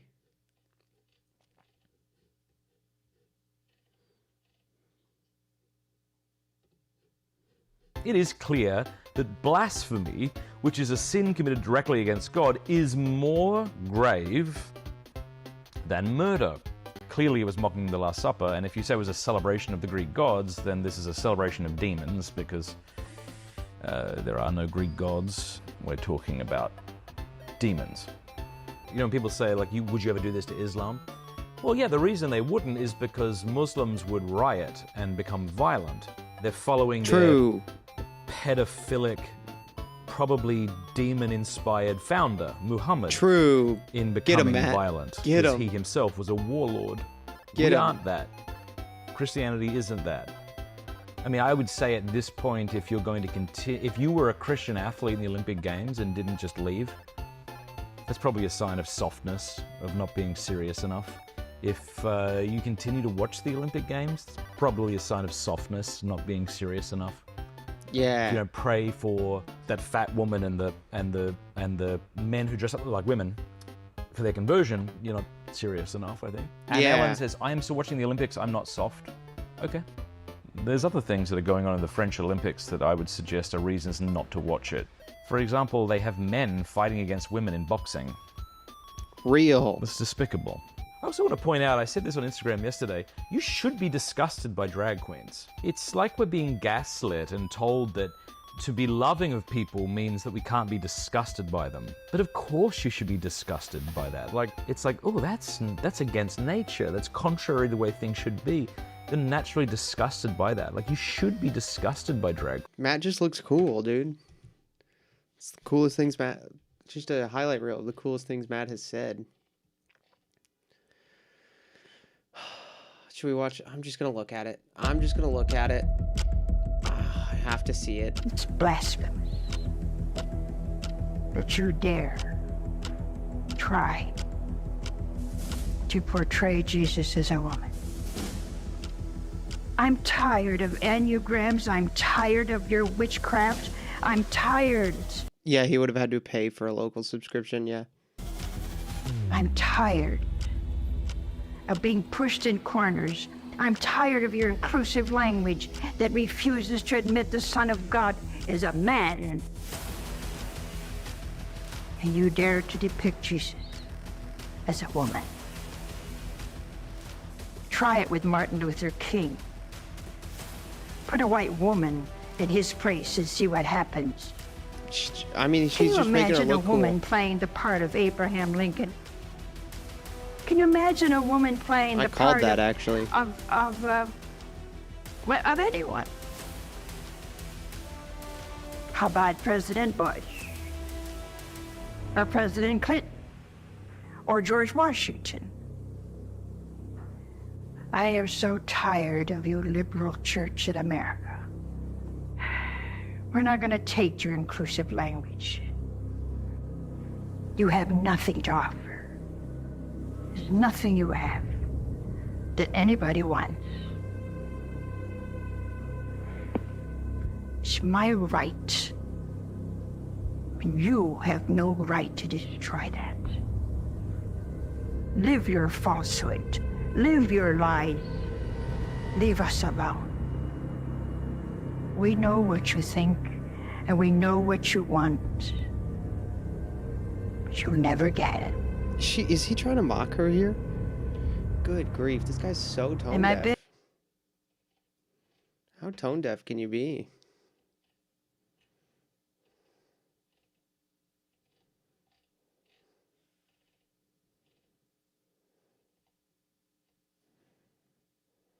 How tone deaf can you be? The devil has his own no clay.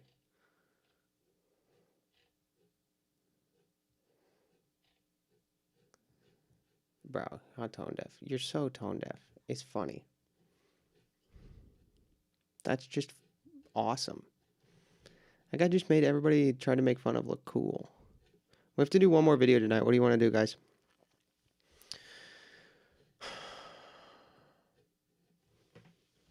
Let's get another 30 seconds of silence for the next Awoken Catholic edit of me. Can I just get a count on screen, please? Somebody count to 30 for me, please, in the chat.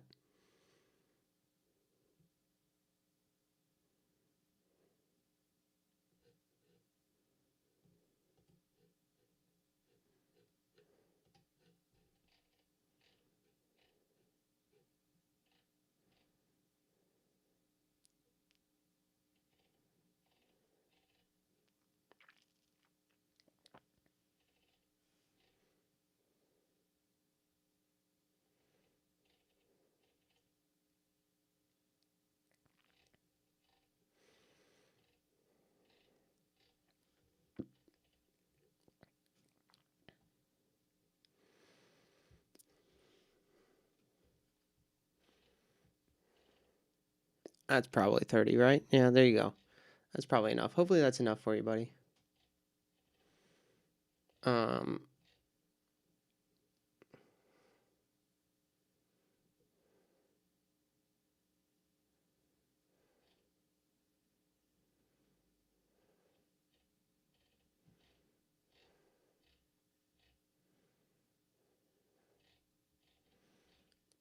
what else do you guys want to talk about? You guys got any ideas?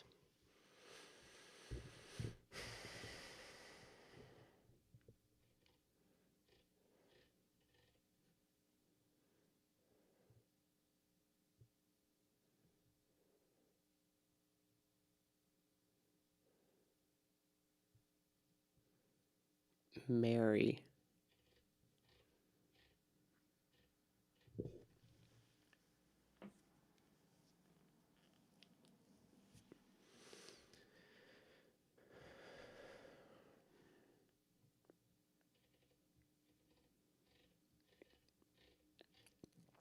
I mean, the rosary is great. I don't know if I'm not theologically intelligent enough to make a video on that. I'm sorry. I wonder if there's any good Benjamin Boyce clips. Benjamin Boyce is so fun. I really like Benjamin Boyce, by the way. I really like him. If somebody can clip this and please send it to Benjamin Boyce. I want to be on Conversations. I really like him. His podcast is so good. Conversations is like such a vibe. I love listening to it. His voice is so relaxing. I listen to it on my bike while I ride around the city. I think I was listening to Conversations when I crashed my bike. I was listening to Which episode was I listening to?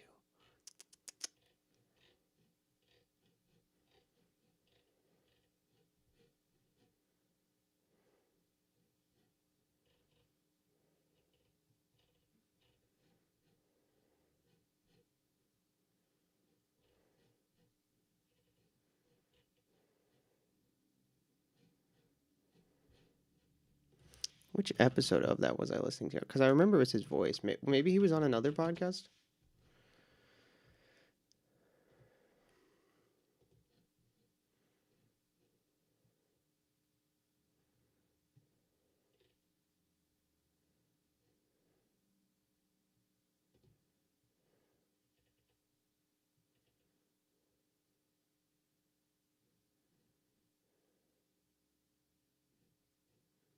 Oh, I was listening to his episode with Oren McIntyre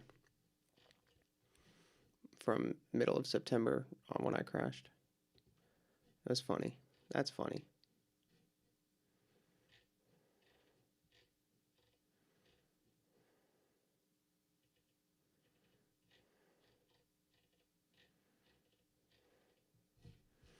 I don't know. I don't know what else. Oh,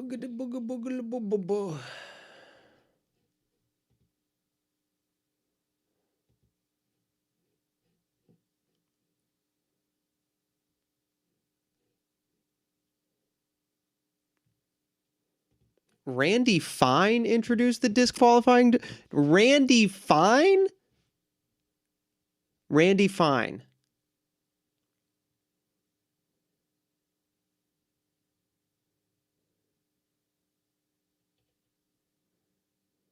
Holy cow. That's crazy.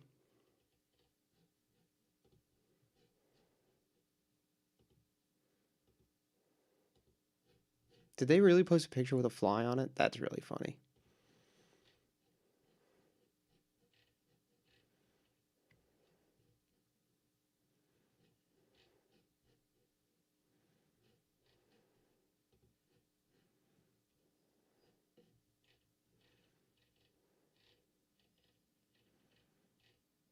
I think we might just call it. We might just call it with 4 tonight. Pop in on patristic pillars sometimes. I can't invite myself on a show. If they invited me, I would come on. Nobody actually sends Benjamin Boyce a clip of me asking to come on. Oh, that's Albrecht? Dude, I love William. He's a good guy. He's a nice man.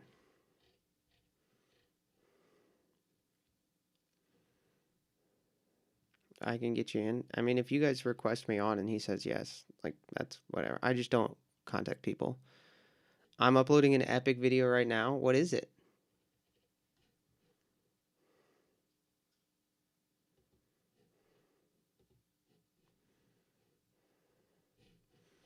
Oh, we could check the Ipsum Audite homegrown videos and see if there's any videos we want to watch.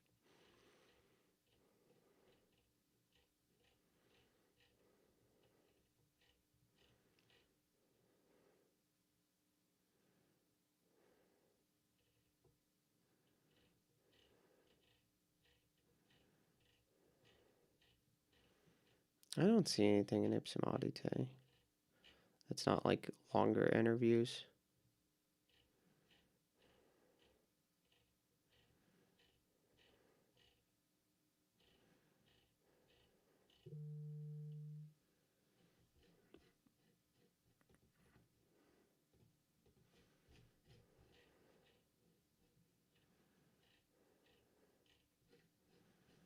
I don't see anything. We try to find a.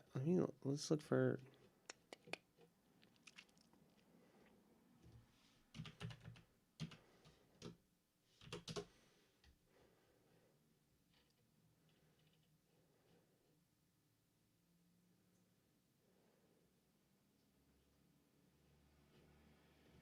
While the deep undercurrents of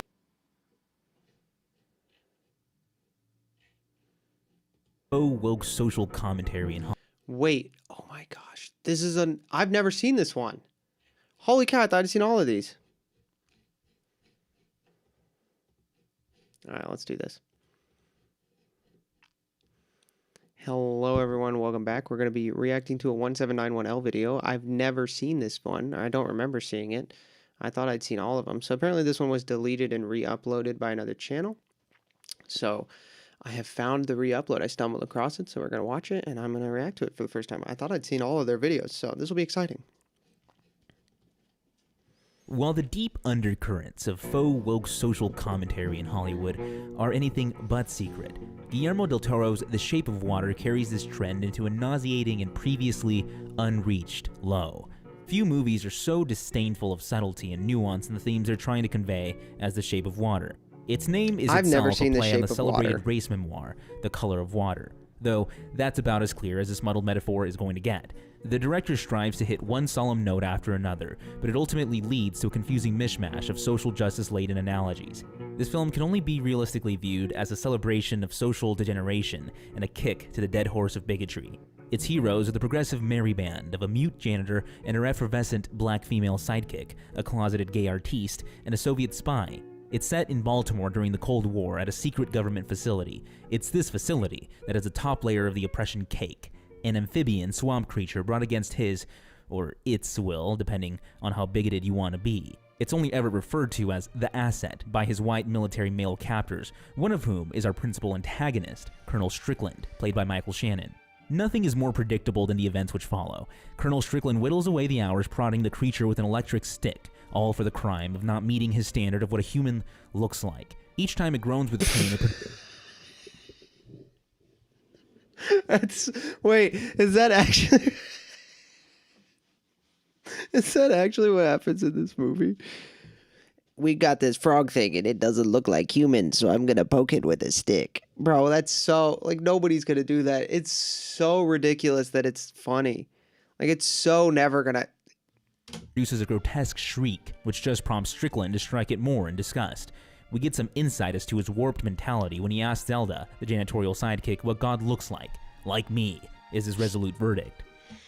Bro, come on. No. This cannot be real. Is that actually what happens in this movie?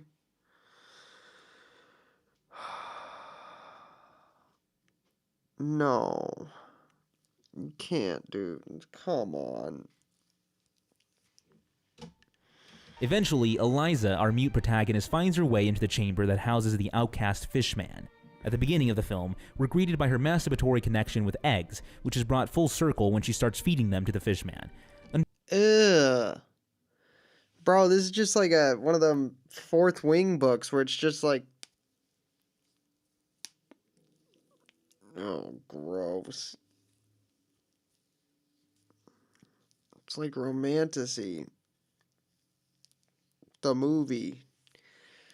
No wonder this won an Oscar. Unfortunately for intolerant viewers, this foreshadows events to come. As the film progresses, Eliza's infatuation with the fishman intensifies and ultimately metastasizes into an undercurrent of romantic tension.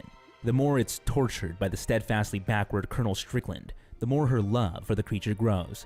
This reaches its apex when a fat caricature of what an American general is. Wait. I just noticed The more this. it's tortured by the steadfastly backward Colonel Strickland, the more her love for the creature grows. This reaches its apex when a fat caricature of what an American general is funnels into the film. He's shown the creature by Strickland, who desperately wants the thing dissected for some disgust-driven reason. The Soviet infiltrator who's masquerading as an American scientist emotionally petitions for the safety of the creature, which prompts the generically heavy-set general to sputter, "See these stars? Count 'em, boy. That means I can do whatever the hell I want," or some such, because he's a big, bad white army man. The KGB spy, Bob, is bursting at the seams with empathy for the creature, and later lays the groundwork. Bro, the socialist is the good guy. The commie is the good guy. Oh my... This can't be real. For its liberation. We've entered an era of American cinema wherein our heroes are Soviets. Peak wokeness is achieved. Time is running out for the heroes, and they have to hatch a plot to liberate Fishman from his bondage. Eliza tearfully pleads her gay bald friend to help in her plot to save him, which he doesn't understand. But it turns out that the Fishman accepts her, despite her deficiencies, unlike the rest of cruel, cruel society. Thus, the portrait attempting to be painted becomes clear. All of the misfits are rebelling against the oppressive categories that refuse to conform around their perfect imperfections. This is highlighted comically when the gay bald artiste frequents a bland pie shop simply to interact with a handsome male pastry waiter. After misreading Pie Man's body language, he leans in to grasp his hand. Fawning in his infinite baldness, he says he would like to get to know him better too. In reaction, the pie bigot is livid. He reminds gay artists that the diner is a family establishment, and demands our misunderstood misfit leave and never return again, all for the sin of being different. Dude, Although this cannot instance be is a so real very movie. subtle, the thickness of it gets even more deliciously subtle the more the director thrusts it into the viewer's face, like a cream pie to a clown. The era that is selected for the film is key. The intolerance of the pie man is only meant to run parallel to the true embodiment of this misguided metaphor, Colonel Strickland. In one scene, he returns home after a long day of abusing his power to a picturesque image of the ideal American family. Yet again, we will be shown why this isn't so He's gonna beat his wife. That's what's gonna happen, right? Are we gonna get perfect it? after all. America, Colonel Strickland exclaims in what can only be a fit of Tourette's. This is America.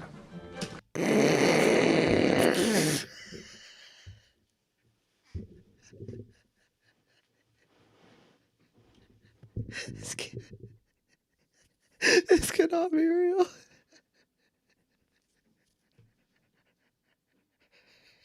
It's so funny.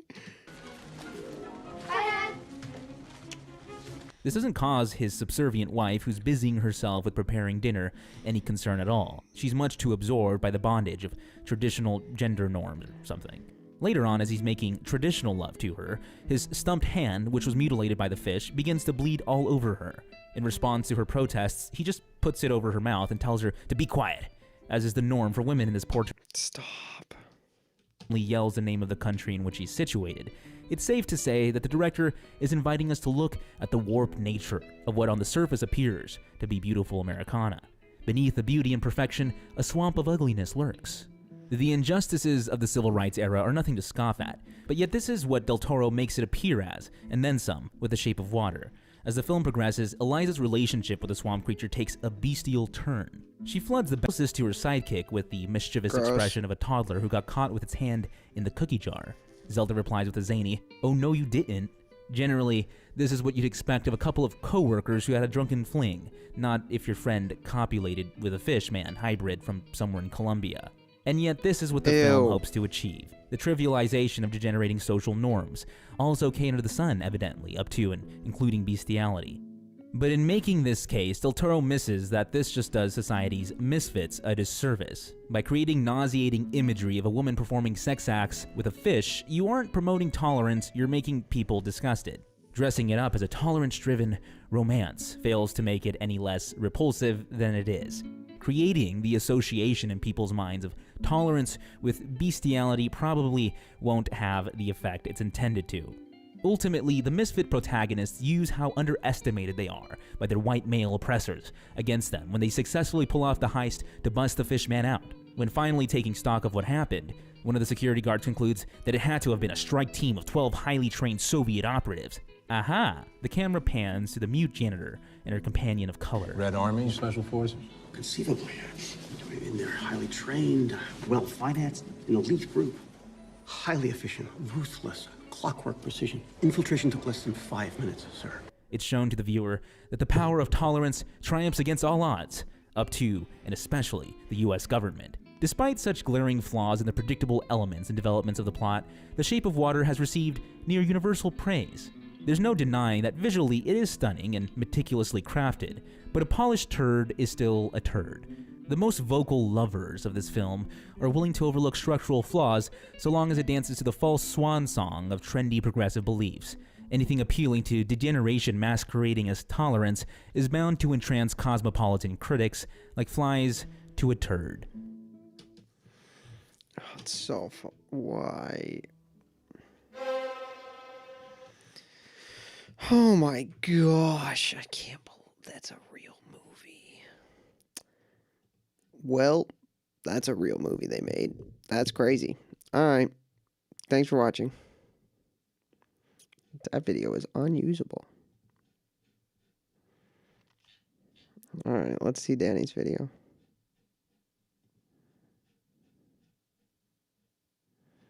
Danny, did you just jump through a door frame?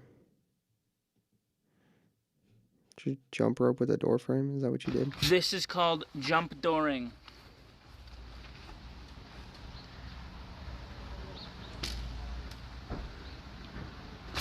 Oh, wait, hold on. Why did you cut out the messed up first attempt? I almost had it. Danny. Ow!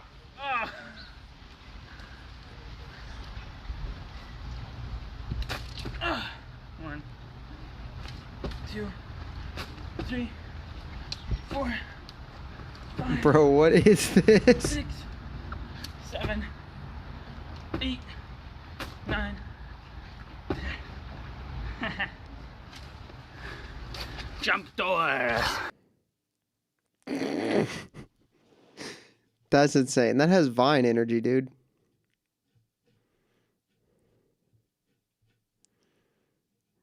Goated? That's what... Oh, it's so funny. Alright, well... I'm gonna go. Might go rip some darts and smoke some... rip some darts and drink some beers with the boys. I think they're on the porch across the street, so... Thank you all for watching. Thank you all for supporting me. And y'all have a good...